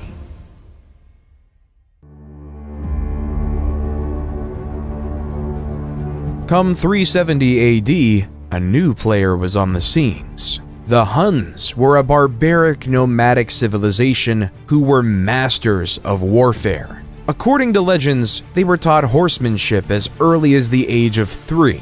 Also, they would attack their own with a sword to teach them how to endure pain. These people weren't to be messed lightly with. When they crossed the Volga River in 370 on their horses and lusted for blood, the Alan civilization didn't stand much chance. 2 years later, they attacked the Ostrogoths, an eastern tribe of Germanic Goths who harassed the Roman Empire by frequently attacking their territories. By 376, the Huns had attacked the Visigoths, the western tribe of Goths, and forced them to seek sanctuary within the Roman Empire. As the Huns dominated Goth and Visigoth lands, they earned a new reputation as the new barbarians in town, and seemed unstoppable. By 395 AD, they began invading Roman domains, and some Roman Christians believed they were devils who arrived straight from hell. The reason they started invading Rome was because of the death of Theodosius the Great. His shining achievement as emperor was keeping the Goths and the Huns at bay. But on death, he decided to follow the ideas of Diocletian and split the empire up again, splitting up control between his two sons, Arcadius in the east and Honorius in the west, making Theodosius the last leader of a united Rome. With Honorius in charge, the incapable general made Western Rome an easy target to be bullied. The Visigoths, looking for a new place to live, had their eyes set on Rome. So throughout the early 410s, the Visigoths ransacked various Roman cities. Then, on August 24th, 410, the Visigoths sacked Rome, taking control of this historic city. It was the first time in nearly 800 years that a foreign army occupied the city of Rome. However, the Visigoths couldn't maintain control of Rome. Instead, they continued to ransack Roman territories until they established their kingdom in 418 in modern-day Spain. While the prospects of existence weren't so much better in Eastern Rome, the notorious Attila the Hun was gaining power, and his brutal tactics called him the Scourge of God. After a failed peace attempt in 441, Attila and his army stormed through the Balkans and the Danube frontier. Another peace treaty was forged in 442, but Attila attacked again in 443, killing, ransacking, and pillaging his way to the well-fortified city of Constantinople. However, due to Constantinople's high walls, Attila couldn't conquer it. Instead, Attila was able to muster another peace agreement. He would leave Constantinople alone in exchange for an annual tribute of 2,100 pounds of gold, a staggering sum. Then in 451, the Huns invaded the Gauls, allowing the once enemies of the Visigoths and the Romans to wise up and work together to fight the Huns. According to legend, the night before the imminent battle, Attila consulted sacrificed bones and saw that thousands of his army would fall in the fight. The next day, his premonition came true. In the Battle of the Catalonian Plains, after hours of ferocious fighting, tens of thousands of soldiers lay dead, giving Attila his first and only military defeat in history. However, even after the loss, Attila and his army marched on and returned to Italy, continuously ravaging the cities. In 452, with Rome in sight, he met Pope Leo I, who acted as an emissary between Attila and Rome. There's no record of what they discussed. Still, according to legend, the apparitions of St. Paul and St. Peter appeared to Attila. They threatened to kill him if he didn't negotiate with Pope Leo I. Attila decided to pull out of Italy and return to the Great Hungarian Plain, whether because of his fear of the Pope and his saintly allies, or because of his troops were stretched too thin and weakened by malaria. However, the struggle for Western Rome wasn't over. In 476 AD, the young Emperor Romulus Augustus had trouble keeping power for himself, as many Romans felt he was illegitimate. So the Eastern Roman Empire sent the Germanic general Odoacer and his mercenaries to suppress a revolt by the Roman army in the region. However, instead of supporting the Eastern Roman Empire, Odoacer saw an opportunity to seize power for himself. He turned against the Roman government and deposed the last Western Roman emperor, Romulus Augustus, effectively marking the end of the Western Roman Empire. As the steps of his victory, Odoacer was declared the King of Italy. However, Odoacer's victory was short-lived, because in 493, Theodoric the Great of the Ostrogoths, with the support of Eastern Roman Emperor Zeno, came in and created the Ostrogothic Kingdom of Italy, sending Odoacer to meet his fate. While Europe was in the crux of a dark age, India, under the Gupta Empire, was in a mathematical golden age. Great mathematicians like Brahmagupta started using zero as a placeholder and as various solutions for mathematical equations. The astronomer Aryabhata was able to calculate the circumference of the Earth. He proved the world was round long before it was globally accepted. Aryabhata was also able to develop methods for calculating pi and square roots. However, his crowning achievement was creating the concept of an asymptote, which is a line that approaches the curve but never touches it. The Franks under Clovis I had been engaged with the Alemanni, another Germanic tribe, and tensions between the two groups were running high. In 496 AD, in the Battle of Tolbiac, Clovis I led his forces into battle against the Alemanni, with both sides eager to gain the upper hand in the ongoing struggle for power and territory. As the Alemanni began to push the Franks to defeat, in a moment of desperation, Clovis called out to the Christian god for assistance, promising to convert to Christianity if he emerged victorious. According to legend, a sudden thunderstorm appeared, and the Franks could regroup and launch a successful counterattack against the Alemanni. The battle ended in a decisive victory for the Franks, and Clovis kept his promise and converted to Christianity, officially cementing Christianity to the forefront and birthing the Frankish kingdom. While the Western Roman Empire might have fallen, in the East, the Roman Empire was changing. Many historians argue that the Eastern Roman Empire, based out of Constantinople, should be considered a part of Rome. However, it is undeniable that under Justinian I would lead the eastern half into its next chapter in life, the Byzantine Empire. Whether it's a continuation of the Roman Empire before is a debate for another under. Under the leadership of Justinian I, like many Roman emperors before him, he would expand the Byzantine Empire to reach places such as Italy, North Africa, and even Spain. He also commissioned a team of legal scholars to codify all the laws of the Roman Empire, known as the Corpus Juris Civilis, which became the basis of the European laws we know today. He also commissioned the world-renowned Hagia Sophia in Constantinople, where this beautiful cathedral, adorned with intricate mosaics and marble decorations, became the head of the Eastern Orthodox Church.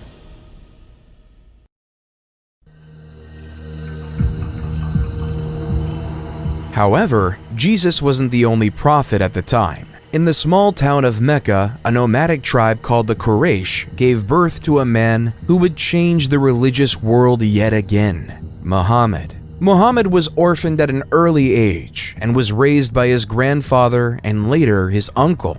As he grew up, he worked as a merchant, which earned him the nickname Al-Amin, meaning the trustworthy. On one of his pilgrimages in 610, Muhammad meditated in a cave on Mount Jabal Nur. The angel Gabriel appeared and relayed the word of God. Recite in the name of your Lord who creates a man from a clot. Recite, for your Lord is most generous, became the opening verses of Surah, chapter 96 of the Quran. At first, Muhammad was reluctant, not knowing how to disclose this information. However, soon enough, Muhammad began to gather a small following, which was mocked by the pagans of Mecca. However, when Muhammad denounced idol worship, the leader of Mecca knew that he was through. So through the resistance from Mecca, Muhammad and his followers were eventually forced to emigrate to Medina, a city 260 miles away. There, Muhammad was instrumental in ending various civil wars, creating a prosperous Muslim community. Nevertheless, this prosperity would be challenged by the members of Muhammad's old tribe, the Quraysh and their allies, who marched up to Medina with a large army to attack the Muslims. Muhammad devised a plan that they could defend the city if they dug a trench around its perimeter, making it near impossible for enemy forces to penetrate. For several weeks, the Quraysh tried to break through the trench, trying and trying yet again. Eventually, strong wind and heavy rain caused the Quraysh forces to abandon the siege, marking the Muslims as victorious. In 630, the Muslim army marched into Mecca, taking the city with minimum casualties. Muhammad gave amnesty to the enemy leaders who once opposed him, converting most of the Meccan population to Islam. At the time of Muhammad's death, the Muslims had successfully united the Arabian Peninsula under the banner of Islam. After Muhammad's death, a series of caliphs or leaders took over the leadership of the Muslim community, beginning with Abu Bakr, a close companion of the Prophet. Under the leadership of the caliphs, the Muslim community continued to expand its territory, conquering new lands and spreading the message of Islam. At first, Abu Bakr had his eyes set on the Byzantine Empire's provinces of Syria, taking over the crucial cities of Damascus and Jerusalem. Then in 636, the Arab forces invaded the Sassanid Empire, taking over their capital city in 637, marking the end of the Sassanid Empire. Onward to Egypt they went, where after years of fighting, they successfully defeated the Byzantine to take over the city of Alexandria in 642 AD, economically crippling the Byzantines. By 716, the Arab forces had conquered much of North Africa, Carthage, and Spain, so that by 716, the Arabs had an extensive empire from Lisbon to China. After consolidating their hold on the Iberian Peninsula, the Arabs launched raids into neighboring Francia, modern-day France. In 732 AD, they launched a significant invasion to expand their territory northward. The Arabs' forces, led by Emir Abdul Rahman al-Ghafiqi, quickly conquered several cities in the region, including Bordeaux and Tours. However, Charles Martel, the military leader of the Franks, assembled a large army to meet the Arabs in battle. The battle of Christianity versus Islam. Both empires wanted to keep their own faith. The Arabs wanted to impose their religion onto the Franks. The two forces clashed near Tours on October 10, 732 AD. The battle was fierce and lasted several days, with both sides suffering heavy casualties. In the end, though, Charles Martel and the Franks emerged victorious, and the Arab forces were forced to retreat back to Spain, ending the massive expansion of the Arabic Empire.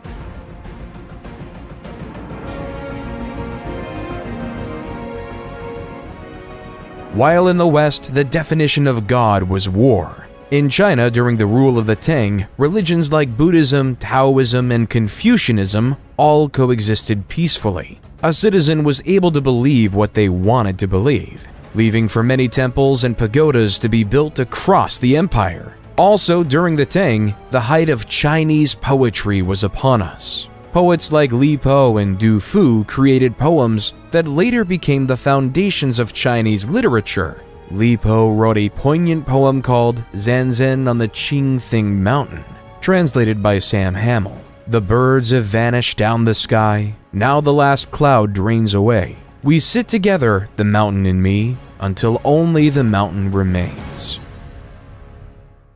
Charlemagne, also known as Charles the Great, became the king of the Franks in 768. Charlemagne was a skilled military leader who expanded the Frankish Empire through successful campaigns. He conquered much of Western Europe, including modern-day France, Germany, Italy, and Spain.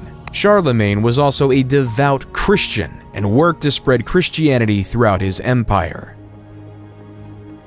In 785, Harran was declared caliph instead of focusing on conquering like his brethren. He instead focused on the scientific growth in the new capital city of Baghdad. Harun al-Rashid wanted to create the House of Wisdom, a library and research center that attracted scholars from around the world. These scholars would come to the House of Wisdom with the desire to learn. They've translated the works of the past, as well as developing the science of algebra, chemistry, sociology, and the concept of infinity. While the Vikings had a different idea of progress. The Vikings were a group of uncivilized pagans from modern-day Scandinavia who wanted to gain material wealth. So June 8, 793 AD marked the beginning of the Viking Age in Europe. Lindisfarne was a small, isolated island off the northeast coast of England that was home to a famous monastery and considered one of Europe's most important centers of learning. On the day of the raid, a group of Viking warriors, likely from Norway or Denmark, landed on the island and attacked the monastery. The Vikings pillaged the monastery, killing many monks and taking others as slaves. The raid was a brutal and unexpected attack on a place of great religious and cultural significance, and it sent shockwaves throughout Europe.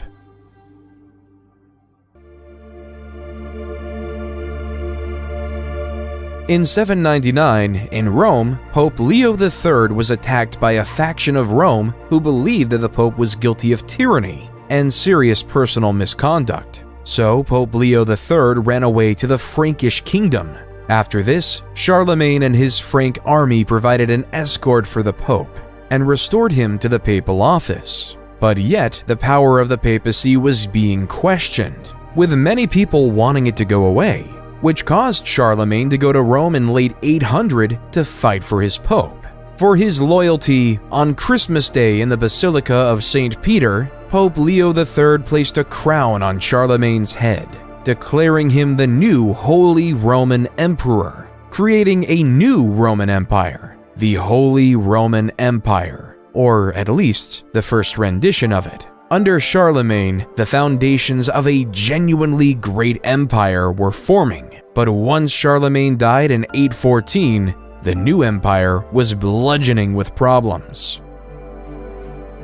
His son, Louis the Pious, 788 to 840, inherited an empire filled with problems. Many of his own citizens viewed him as a strong Catholic who was well-intentioned but was incredibly weak and unable to do anything. As the Vikings continued their raids along the Rhine River, attacking Holy Roman Empire cities such as Cologne, Trier, and Mainz, raiding various Catholic monasteries and destroying religious artifacts caused fear and hatred among his citizens. Why would anyone trust a leader if they can't stop barbaric pagans? So, various local leaders started to focus on defending their land rather than relying on the central government for defense, hence beginning the process of independently recreating the Chinese system of feudalism. At this time, people would willingly farm on lands, giving up their freedom to these local leaders to protect them from the Vikings, creating the basis of a new system of feudalism.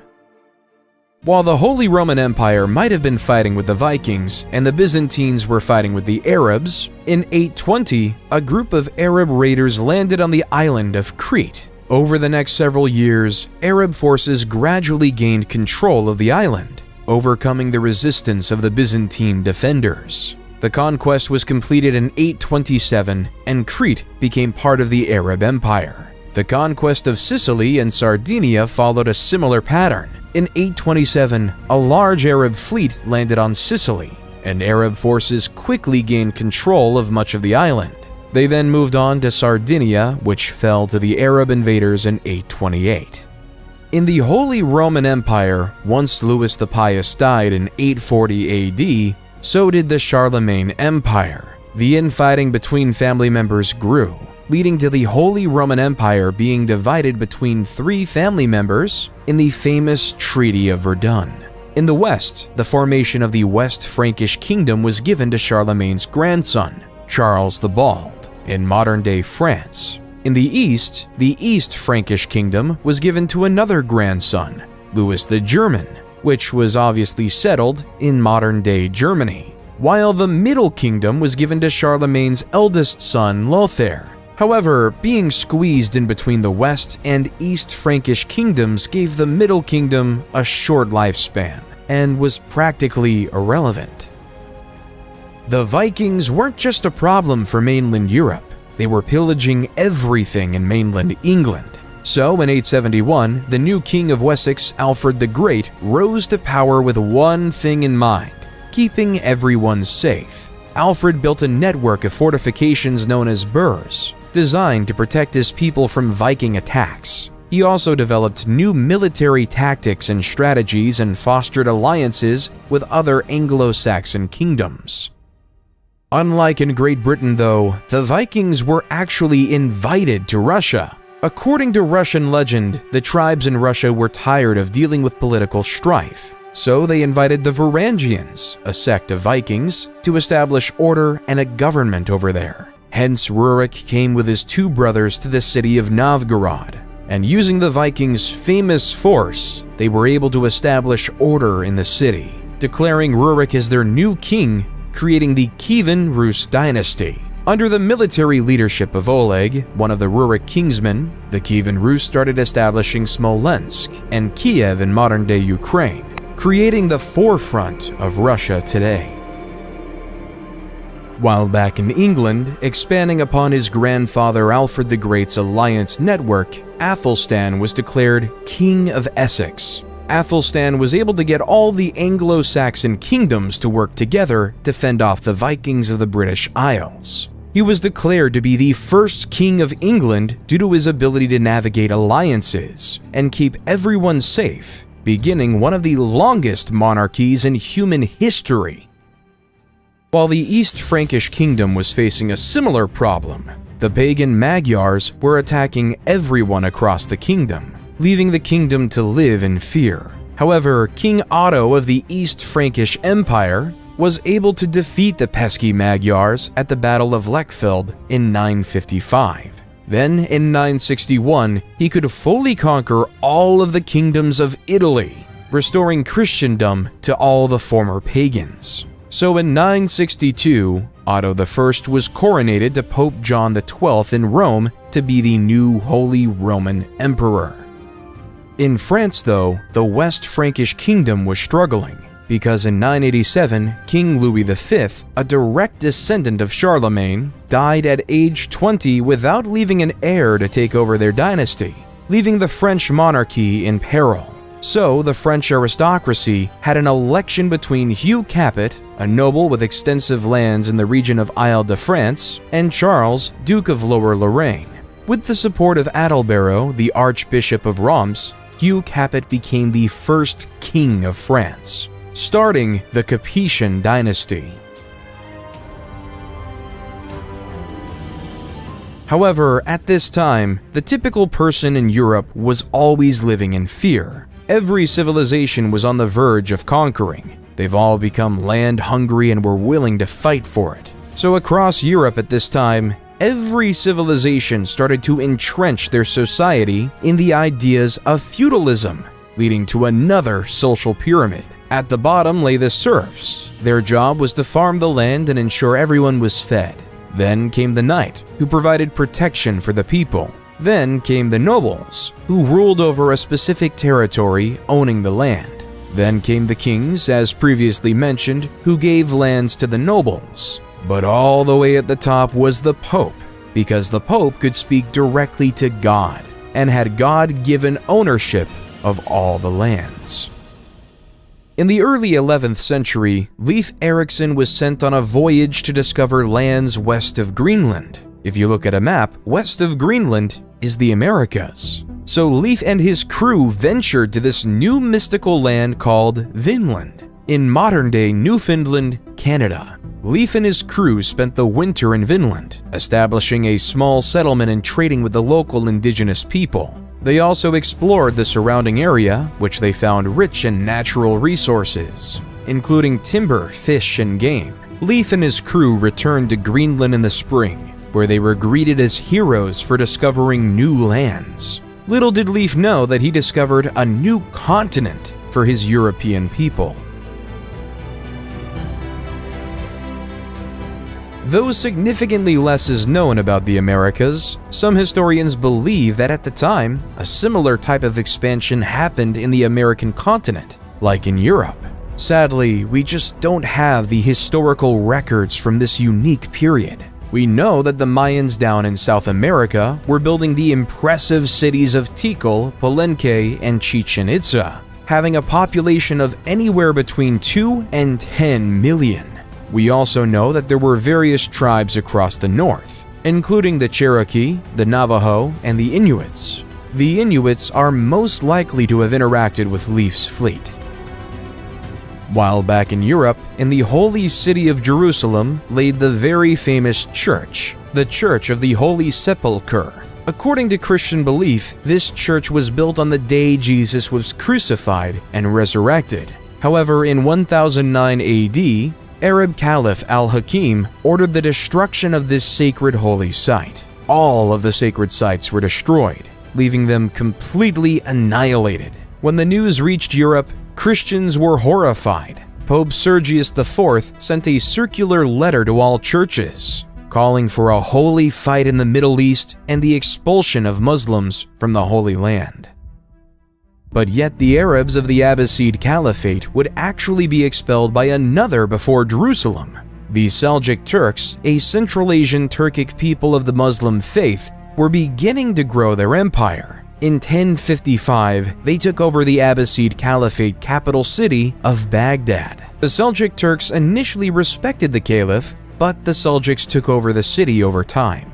In 1076, they captured Medina, followed the next year by the capturing of Mecca, the holiest city in Islam.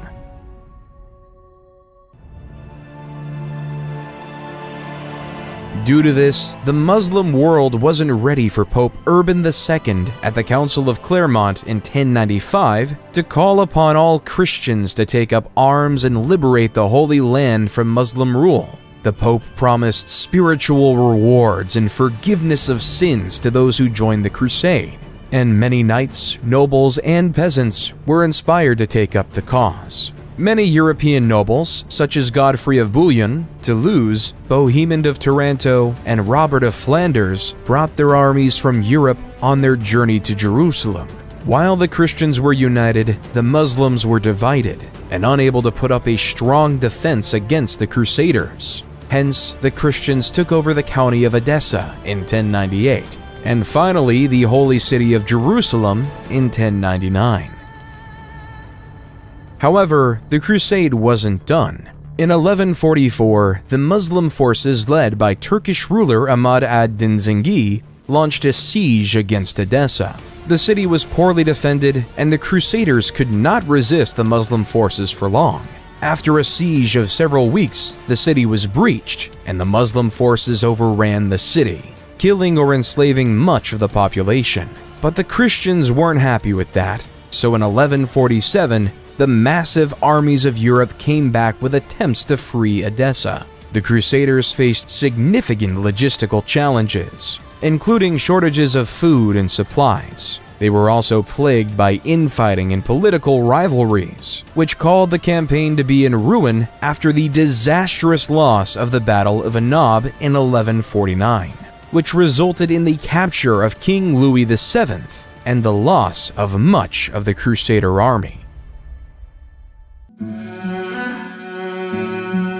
While the Christians and Muslims were fighting, the Hindus in the Khmer Empire, under King Suryavarman II, built a fantastic temple for the Hindu god Vishnu called the Angkor Wat. Vishnu is an important god in Hinduism, known as the preserver and protector of the universe. He has 10 incarnations, or avatars, and is often depicted as having blue skin and holding 4 objects. As you approach Angkor Wat, you are greeted by a massive moat and a grand entrance gate adorned with intricate carvings of mythological creatures and deities. The main temple rises like a towering mountain, with intricate carvings and reliefs that tell the stories of Hindu mythology and the history of the Khmer Empire. The temple's galleries are lined with stunning bas-reliefs depicting scenes of battles, ceremonies, and daily life in ancient Cambodia. At the heart of the complex is the central sanctuary, a massive pyramid-like structure surrounded by smaller temples and courtyards.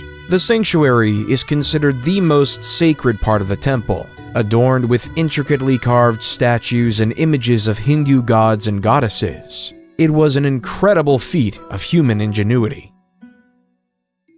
But yet in 1187, the Muslim commander from Egypt, Saladin, became fed up with the Christian rule of Jerusalem. So he declared a holy war across the Muslim world in order to reconquer Jerusalem from the Christians. The battle occurred on a scorching hot day in the hills near the Sea of Galilee. Saladin's forces numbered around 20,000. The Crusaders had a much smaller force of around 12,000 knights, soldiers, and civilians under the aptly named king, King Guy. The battle began with skirmishes between the two sides, but soon escalated into a full-scale engagement. Saladin's forces could use their superior cavalry to encircle the Crusaders, who could not break through the Muslim lines.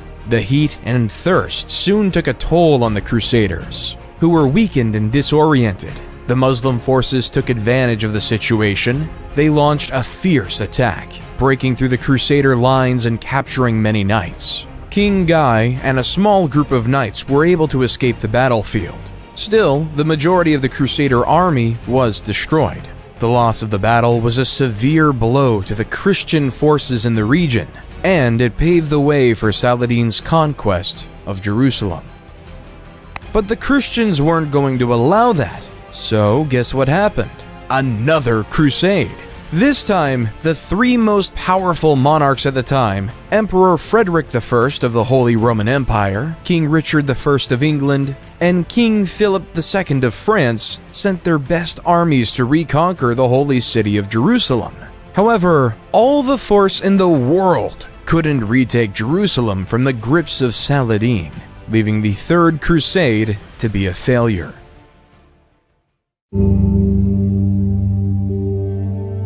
Genghis was born to a mother kidnapped by his father and forced into marriage. Legend holds that he came into this world clutching a blood clot in his right hand. Before he turned 10, his father was poisoned to death by an enemy clan. Genghis's clan then deserted him, his mother, and his 6 siblings to avoid having to feed them. However, he soon began to make friends with the other clans throughout the Mongolian mountainside. By 1206, he had united all the various tribes, uniting 1 million people. For the time, Genghis was quite progressive. He made it illegal to sell and kidnap women, banished the idea of enslavement of any Mongol, and even allowed freedom of religion. When it came to war, though, Genghis was as barbaric as the next one. His first campaign was against the Shisha kingdom in 1209. His army of mostly cavalrymen on horses quickly outnumbered and destroyed the kingdom. His next target was the Jin dynasty in China. From 1211 to 1214, the outnumbered Mongols ravaged the countryside, causing food shortages, resulting in the Jin army killing tens of thousands of their own peasants just so their elites could live. In 1214, the Mongols besieged the capital of Zhongdu, now Beijing, and burnt it to the ground. In the early 13th century, King John was facing increasing pressure from his barons, who were demanding greater rights and protections under the law. In response to their demands, John agreed to meet with the barons and negotiate a settlement. The result of these negotiations was the Magna Carta, a document that set out a series of rights and freedoms that the king could not violate. Among these rights were the right to a fair trial, the right to due process of law, and the right to be protected from arbitrary arrest and imprisonment. The Magna Carta also established the principle of habeas corpus, which required the government to produce a prisoner in court and provide a lawful reason for their detention. This principle has been a cornerstone of modern legal systems around the world.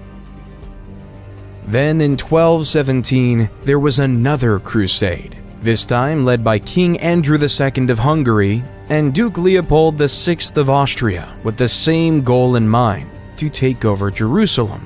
The Crusaders successfully captured the city of Damietta in 1219, but they could not advance further into Egypt. After a series of setbacks, including capture and imprisonment of many Crusaders, the Christian forces were forced to abandon their campaign in Egypt. The Crusaders eventually agreed to a treaty with the Muslim forces, allowing them to leave Egypt unharmed, but without achieving their ultimate goal.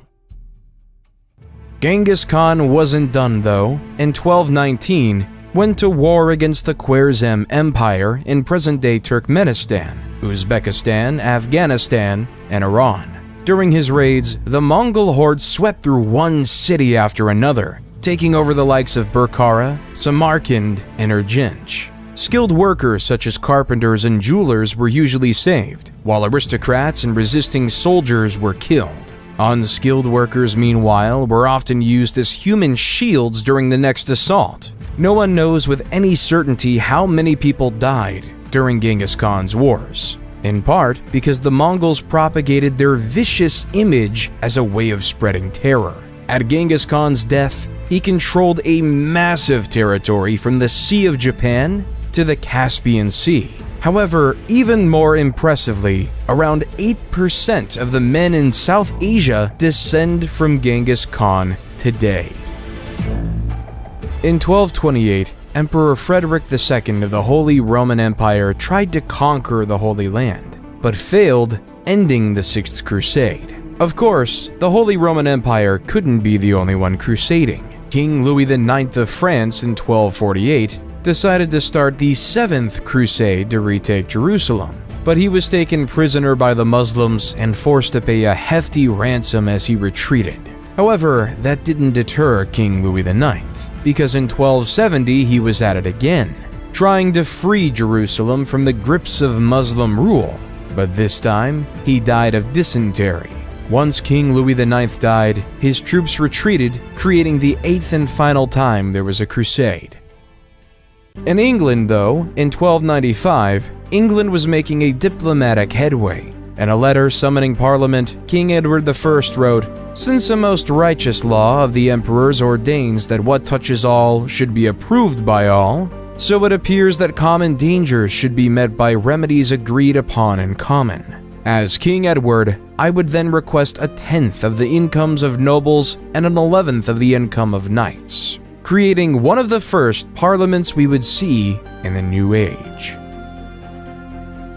While down in Africa, a leader of extravagant wealth, Mansa Musa, was gaining power. On his famous Hajj, a religious Muslim pilgrimage to Mecca that every Muslim should make at least once in his life, Mansa Musa, with his caravan of camels and an army of scholars, gave vast amounts of gold to any poor person he saw, hence crashing all of the economies in northern Africa due to the inflation of gold. When Mansa Musa returned to Mali, he made it his life purpose to make Timbuktu the Muslim capital of knowledge. So Mansa Musa invested heavily in building the University of Sankore. Various Islamic faith scholars quickly made their way to Sankore to study Islamic theology, law, and literature with over 1 million manuscripts. Mansa Musa was also a very religious man with a policy that he commissioned a new mosque every Friday. However, sadly though, only the Djinguereber Mosque in Timbuktu stood the test of time.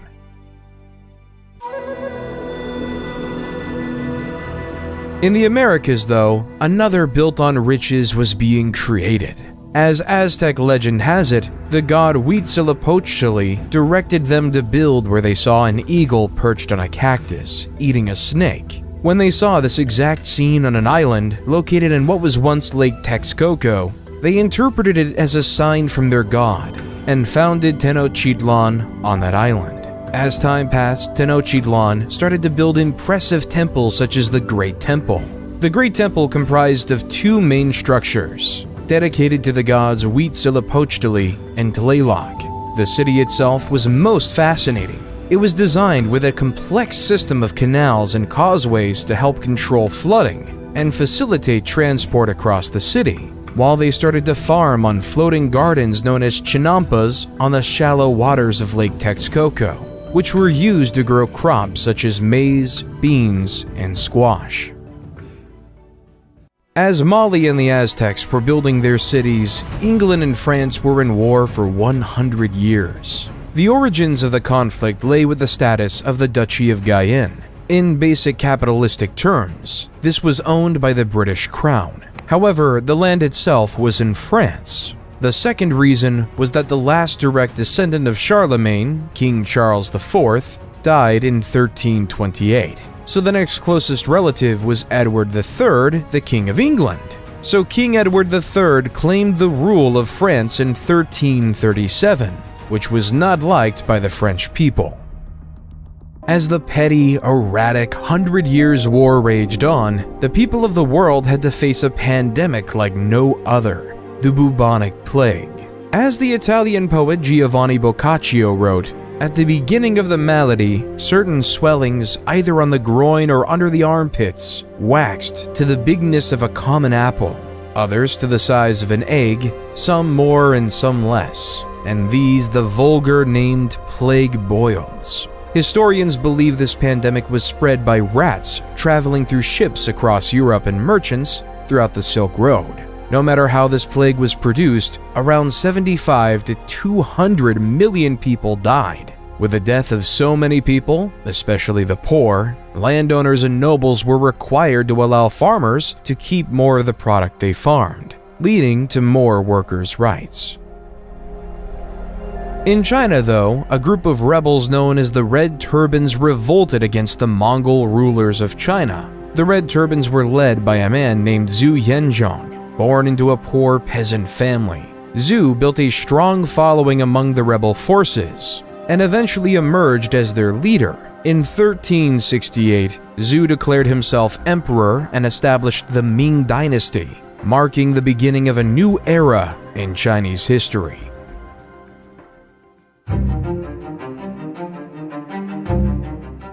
In 1428, at the age of 16, Joan left her home in the village of Domremy and traveled to the court of Charles VII, where she asked for permission to lead the French army against the English. At first, her request was met with skepticism and disbelief. Still, Joan persisted and eventually won the support of the French commanders. Joan's first major military victory came in the Siege of Orleans in 1429. She led the French troops in a series of daring attacks on the English forces, and she broke the siege and liberated the city. This victory boosted French morale and helped to turn the tide of the war in their favor.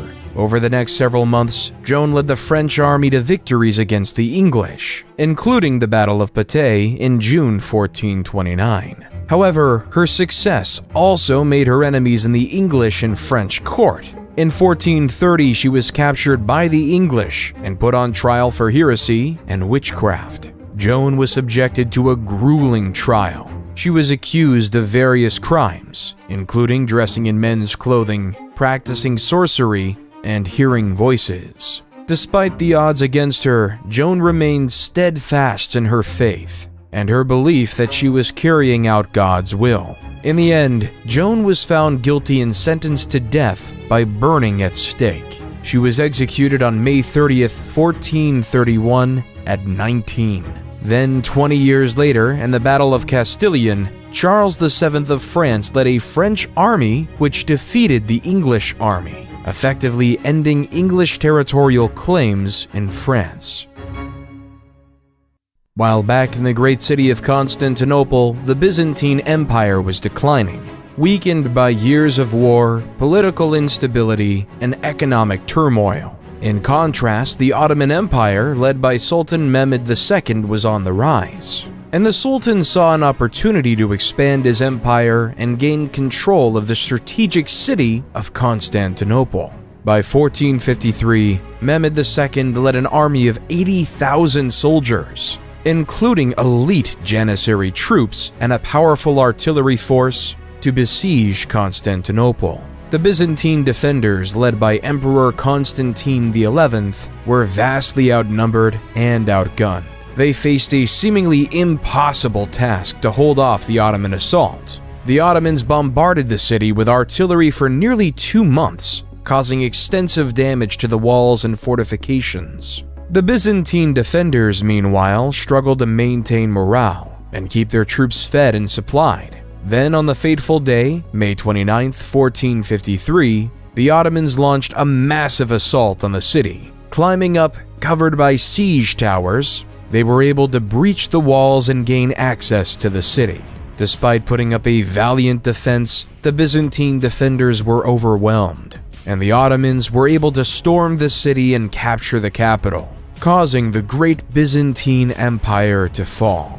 In 1453, all paths no longer led to Rome, and all traces back to the empire of Caesar were erased. It was replaced by the beginning of utter Ottoman domination in the region, ushering in a new era of Turkish power and influence in the Mediterranean.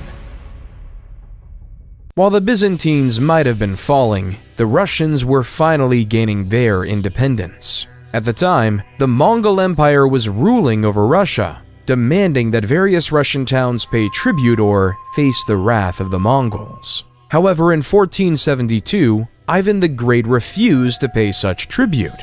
Over the next several years, he built up his military strength and was able to drive out the Mongol garrisons from various cities and towns throughout Russia. In 1480, the Mongols demanded that Ivan pay tribute or face military action, but after a tense standoff, they finally retreated.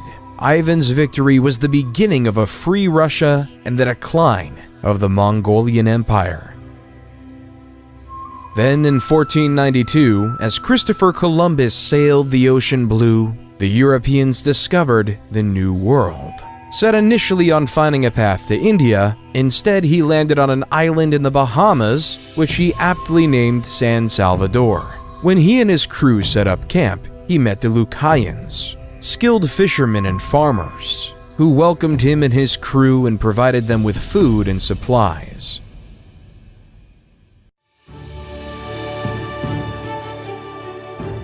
While back in Europe, a golden age of culture was upon us. In 1503, Leonardo da Vinci painted the Mona Lisa. Da Vinci's biographer, Walter Isaacson, says, "The Mona Lisa, to me, is the greatest emotional painting ever done. The way the smile flickers makes it a work of art and science because Leonardo understood optics, the muscles of the lips, and how light strikes the eye. All of it goes into making the Mona Lisa smile so mysterious and elusive." In 1504, Michelangelo sculpted David. Michelangelo would say, "In every block of marble, I see a statue as plain as though it stood before me, shaped in perfect in attitude and action. I have only to hew away the rough walls that imprison the lovely apparition to reveal it to the other eyes as mine see it." While in 1506, Michelangelo was painting the magnificent painting of the Sistine Chapel. While in the political world, Niccolò Machiavelli is one of, if not the most influential, pieces of literature we have today. The Prince is a political manifesto that comments on the past civilizations we've heard about in this video. Machiavelli writes, "It is much safer to be feared than loved, because love is preserved by the link of obligation, which, owing to the baseness of men, is broken at every opportunity for their advantage. But fear preserves you by a dread of punishment which never fails." Think about the ordinary farmer. Think about the man who spends generations of their life farming. giving heavy taxes to a noble lord for doing nothing except protecting them. Why won't the farmers rebel? It's because they're afraid of what would happen without their leaders. Without the elites, the Huns or the Mongols can come to your farm and destroy you on their own. So you live in fear as to what might happen to you, leaving you to give your wheat to said leader.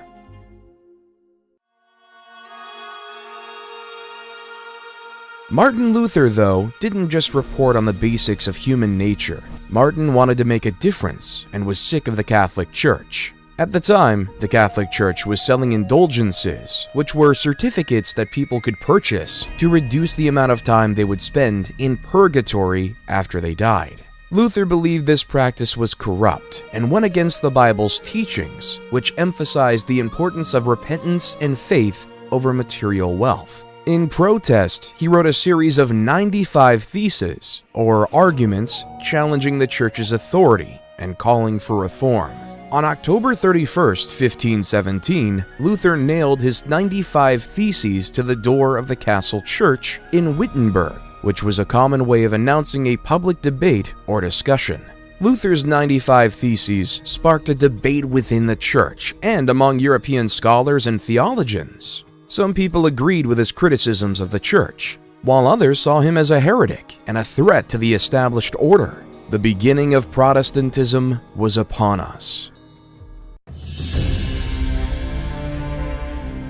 In 1519, though, the Spanish conquistadors, under the leadership of Hernan Cortés, arrived on the Aztec shores. They were greeted by the Aztecs, who gave gifts of gold and silver of incredible wealth to the Spanish, as they believed that the Spaniards were emissaries of the god Quetzalcoatl. However, Cortés soon revealed his true intentions: to conquer the Aztec Empire and claim its wealth for Spain. Over several years, Cortés and his forces engaged in a series of battles with the Aztecs, marked by intense violence and brutality.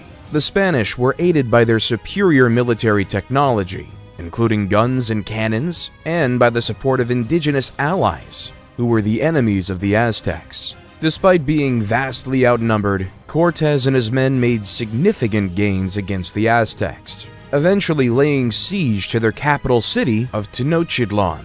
After months of fighting, the city fell to the Spanish in 1521, and the Aztec Empire was effectively destroyed. Then, following the strategy of Cortés, Francisco Pizarro led an expedition that conquered the Incan Empire in present-day Peru. Though the violence was authoritarian, the biohazards were even more demanding. The Europeans, due to having survived illnesses such as the bubonic plague and smallpox, developed immunity to many of these diseases that they've, one way or another, spread to the native people, essentially over time, killing them off.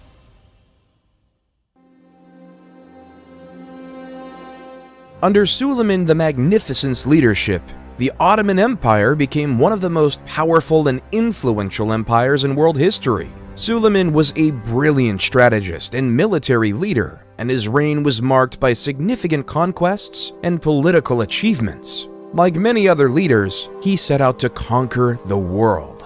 By the end of his reign, Suleiman the Magnificent presided over a vast empire that stretched from southeastern Europe to the deserts of Arabia and from the shores of the Mediterranean to the plains of Persia.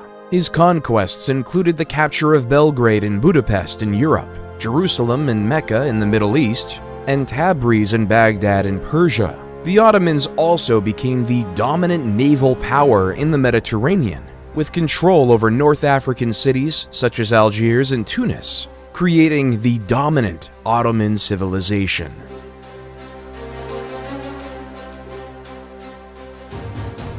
But yet, all things fall when one is in love, and the murder-happy King Henry had fallen in love with Anne Boleyn and was desperate to marry her. However, Catherine of Aragon was still alive, and the Catholic Church did not recognize divorce. Henry's solution was to break away from the Catholic Church and established the Church of England, with himself as the head. In 1534, Henry passed the Act of Supremacy, which declared that the king, not the Pope, was the supreme head of the Church of England.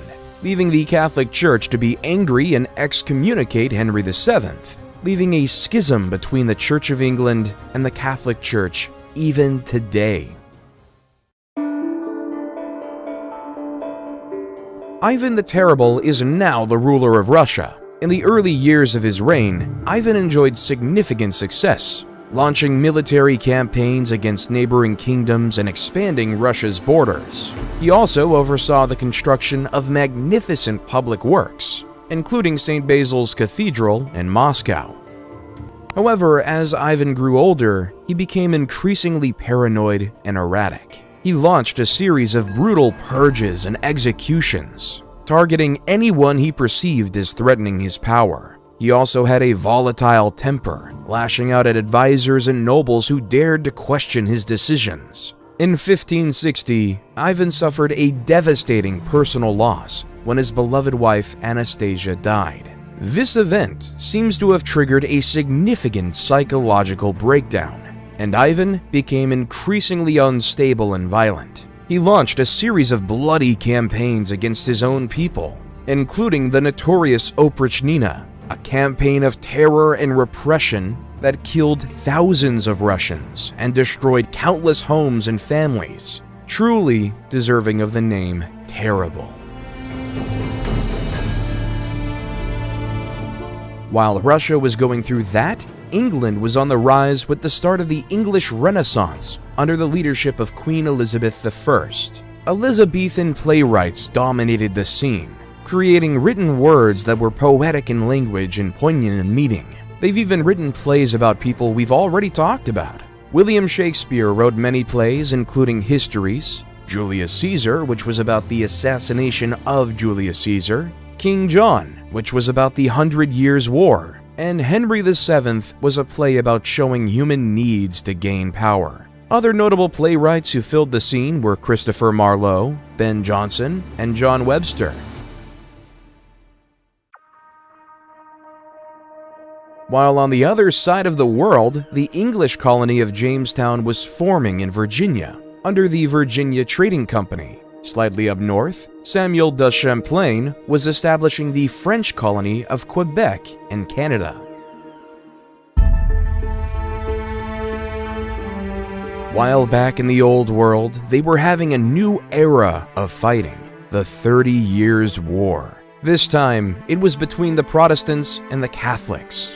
It began in 1618 when the Holy Roman Emperor attempted to impose Catholicism on the Protestant population of Bohemia. The Bohemians rebelled, and soon the conflict spread throughout the region. Over the next 30 years, armies marched and countermarched across Europe, leaving a trail of destruction and devastation. The war was characterized by brutal sieges, bloody battles, and atrocities committed by both sides. At its height, the war involved most of the major powers of Europe, including France, Spain, Sweden, and the Holy Roman Empire. It was fought along religious, political, and economic lines, with each side vying for dominance and control. The war finally ended in 1648 with the signing of the Peace of Westphalia. The treaty recognized the Dutch Republic's independence, established the individual state's sovereignty within the Holy Roman Empire, and ended the religious conflicts that fueled the war.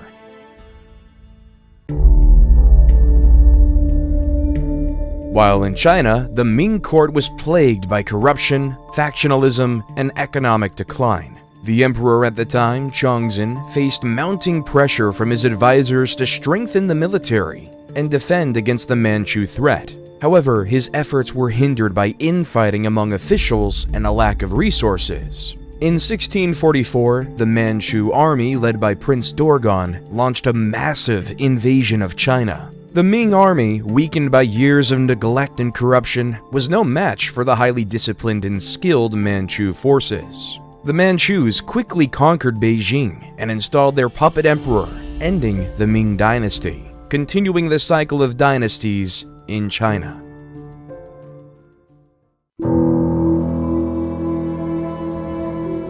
While in Spain, King Charles II died without having any heirs, creating a real political crisis of who should be the leader. King Louis XIV of France supported his grandson, Philip, as the rightful heir to the Spanish throne, hoping to secure French influence over Spain and its territories. On the other hand, Emperor Leopold I of Austria supported the candidacy of Archduke Charles, a member of the Habsburg dynasty, who was seen as a potential ally against French expansionism. The conflict soon escalated into a major war, with many European powers taking sides and forming alliances. The principal belligerents were France and Spain against a coalition of Austria, Great Britain, the Dutch Republic, Portugal, and several other minor powers. The war ended with the Treaty of Utrecht in 1713, which recognized Philip as King of Spain, but required him to renounce any claims to the French throne and cede some territories to Great Britain and Austria. The Treaty of Rastatt, signed the following year, officially ended the war. In 1707, the Acts of the Union were passed by the Parliaments of England and Scotland, which united the two kingdoms into a single political entity known as Great Britain, hence creating the legal foothold that is Great Britain. However, Scotland took a disliking to this. There were protests and uprisings in the years following the Union, including the Jacobite risings of 1715 and 1745, which aimed to restore the Scottish monarchy and independence.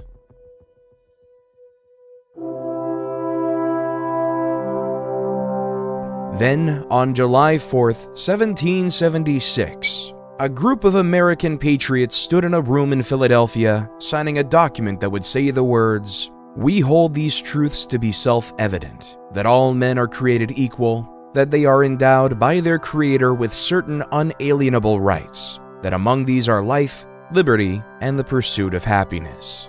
War in the Americas was on. But back in Europe, the tone was quite different. Adam Smith published the famous book, The Wealth of Nations, the foundations of laissez-faire economics, which essentially says the market would balance itself out over time. In Austria, Mozart was performing his magnum opus, the Hafner Serenade. Mozart's Hafner Serenade is a charming and elegant work featuring courtly dance music and light lyrical melodies. Its graceful melodies, subtle harmonies, and elegant instrumental writing characterize it.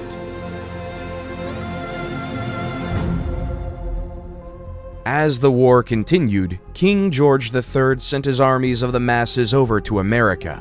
Though the colonists had little military training, their knowledge of the terrain and guerrilla tactics made them nearly invisible. At the same time, the Red Army coats were easy to see for the Americans. In the summer of 1781, George Washington and French General Rochambeau marched their forces south to Virginia, where they laid siege to Cornwallis and his army at Yorktown.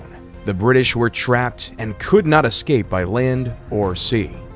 The siege dragged on for weeks. The American and French forces bombarded the British with artillery. They dug trenches to inch their way closer to the British defenses. The French Navy defeated the British Navy in a crucial naval battle off the coast of Virginia, cutting off Cornwallis's only escape route by sea. On October 14, 1781, the American and French forces launched a massive assault on the British defenses. The British fought valiantly, but were vastly outnumbered and outgunned, and they soon began to falter. On October 19th, Cornwallis surrendered his army to Washington, effectively ending the war. The victory at Yorktown was a decisive moment in the war, and it marked the end of British rule in America and the beginning of a new experiment. With America finally being free from the totally tyrannical grips of Britain, they had one issue. How were they going to lead? Were they going to make General George Washington their monarch? Therefore, democracy was chosen. However, Plato made a good point many years ago, that the common man was incapable and not wise enough to pick a better leader to lead them to success. So the American-founded Constitutional Convention came up with this idea of the Electoral College. where the common man would vote for a particular person who would then have a say in who could be president. So instead of the president being directly voted on by the people, they would vote on elites, who would then vote for the president directly.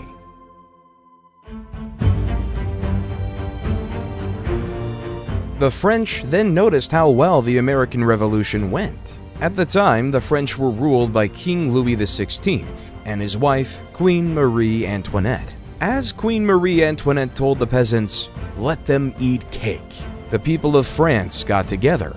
They decided they wanted more say in how the country was run, and they formed a group called the National Assembly and started making new laws to give them more rights. One of the most famous events of the French Revolution was the storming of the Bastille.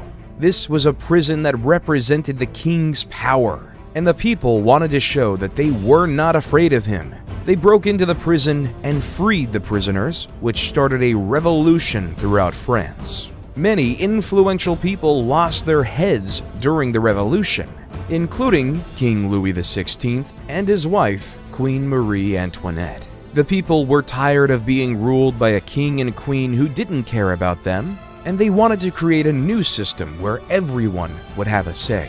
And the people of France voted in Maximilien Robespierre. In 1789, Robespierre was elected as a delegate to the Estates General, which was convened to address France's financial crisis. He quickly emerged as a leading voice in the National Assembly, advocating for the ordinary people's rights and opposing the aristocracy's power. As the revolution continued, though, Robespierre became increasingly radical in his views, advocating for the execution of King Louis XVI and the establishment of a republic. He was elected to the powerful Committee of Public Safety in 1793, tasked with protecting the revolution and rooting out enemies of the state. Under Robespierre's leadership, the committee launched a period of intense repression known as the Reign of Terror. Thousands of people were arrested, tried, and executed for crimes against the revolution. Robespierre became known as a ruthless and uncompromising figure.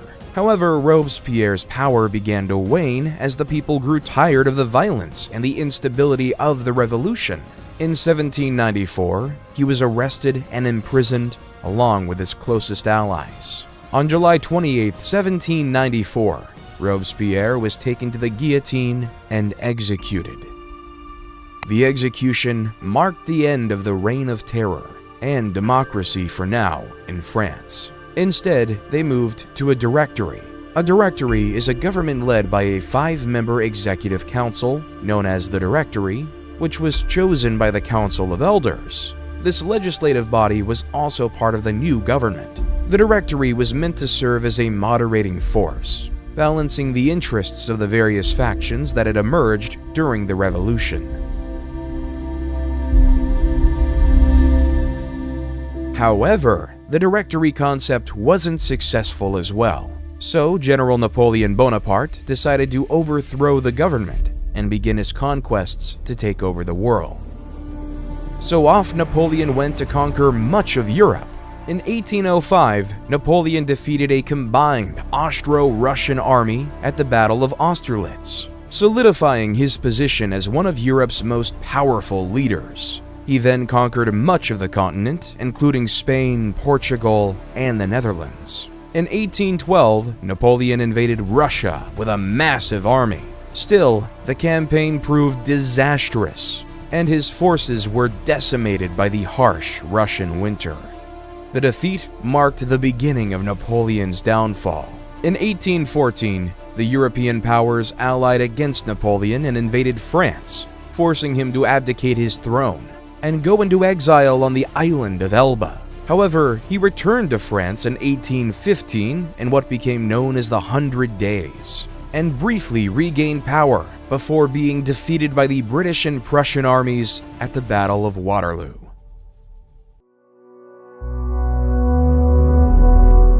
While back in the Americas, Simón Bolívar was on his military campaigns to free Latin American countries from the grasp of the Spanish colonial rule. Bolívar began his military campaigns in Venezuela in 1810. where he led a successful uprising against the Spanish colonial authorities. He then moved on to Colombia, where he won a series of important victories against the Spanish, including the Battle of Boyacá in 1819, which secured the independence of Colombia. Bolívar then turned his attention to Ecuador and Peru, where he won a series of decisive battles that helped secure both countries' independence. He captured the city of Lima in 1824, effectively ending Spanish control of Peru. Bolívar's final military campaign was in Bolivia, where he led the fight for independence against the Spanish in 1825. Bolivia was named in honor of Bolívar, who played a critical role in its liberation.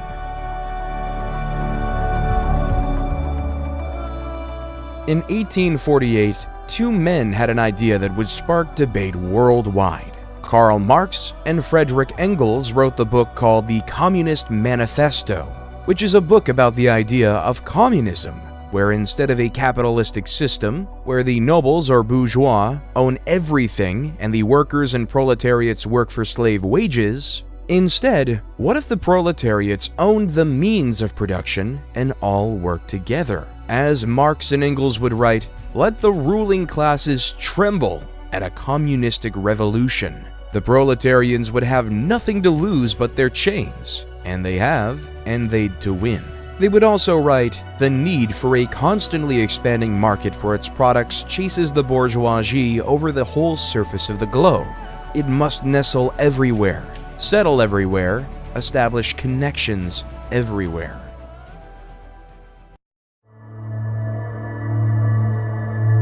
Right after the writing of the Communist Manifesto began a period in Europe known as the Scramble for Africa. It all began in the 1870s when European countries began to explore the interior of Africa, looking for new territories to claim and resources to exploit. At first, the European powers were cautious, sending explorers and missionaries into Africa to establish trade networks and alliances with local leaders. However, as competition increased, the European powers became more aggressive in their tactics. They used military force to establish colonies and protectorates, and they engaged in diplomatic maneuvering and propaganda campaigns to gain the support of local populations. One of the most ruthless tactics the European powers used was dividing Africa into artificial borders and creating new ethnic and linguistic divisions. This created tensions and conflicts between different African groups, which the Europeans used to their advantage, creating a European stronghold over the continent of Africa to increase their profits. The scramble for Africa came to an end as a result of several factors, including changing international politics, economic realities, and rising African nationalism. One of the key factors that contributed to the end of the scramble for Africa was the changing balance of power in Europe.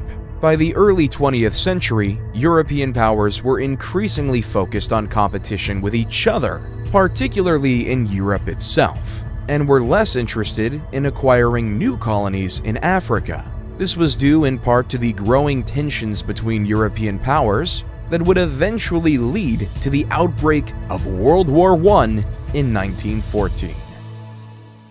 Because on June 28, 1914, a shot was heard around the world with the assassination of Archduke Franz Ferdinand.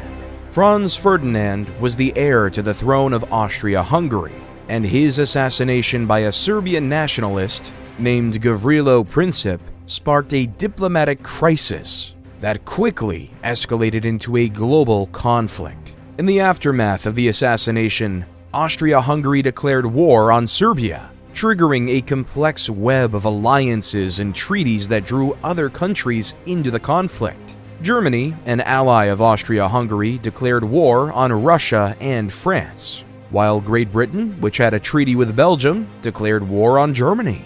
Within weeks, most of Europe was embroiled in a brutal and devastating conflict. In November 1918, after 4 years of brutal fighting, the Allied powers and the Central Powers agreed to an armistice, effectively bringing an end to the war and the demise of the Ottoman Empire.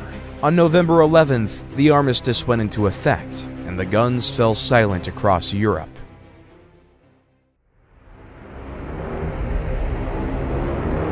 World War II. The peace was short-lived because a man named Adolf Hitler invaded Poland. Like Alexander the Great, Julius Caesar, Trajan, Attila the Hun, Genghis Khan, Napoleon Bonaparte, and Suleiman the Great, Adolf Hitler wanted to establish an empire for his nation and his people. Adolf had dreams of building an empire larger than anything that was ever created. He wanted to make the Roman Empire look like nothing. However, for the sake of the world, and especially those Hitler viewed as undesirable vermin, in April 1945, Soviet forces began a massive assault on Berlin. After weeks of intense fighting, the city fell on May 2nd, and German forces surrendered. Meanwhile, Allied forces were closing in from the west, and on May 7th, Germany signed an unconditional surrender, officially ending the war in Europe. A few months later, after the bombings of Nagasaki and Hiroshima, Japan surrendered as well, leaving the war to be over.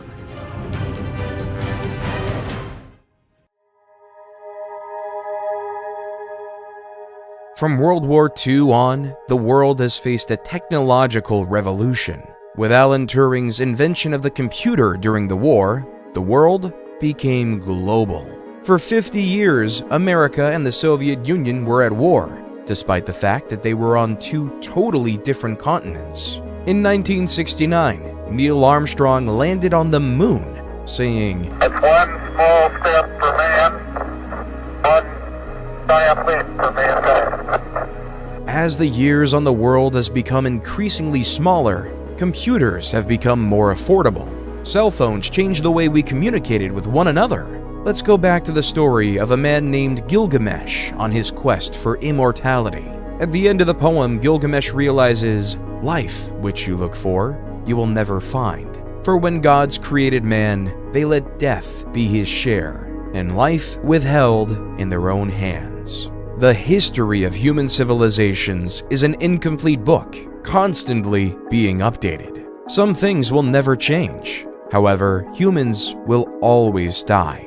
Empires will always rise and fall. The masses will always clamor towards safety.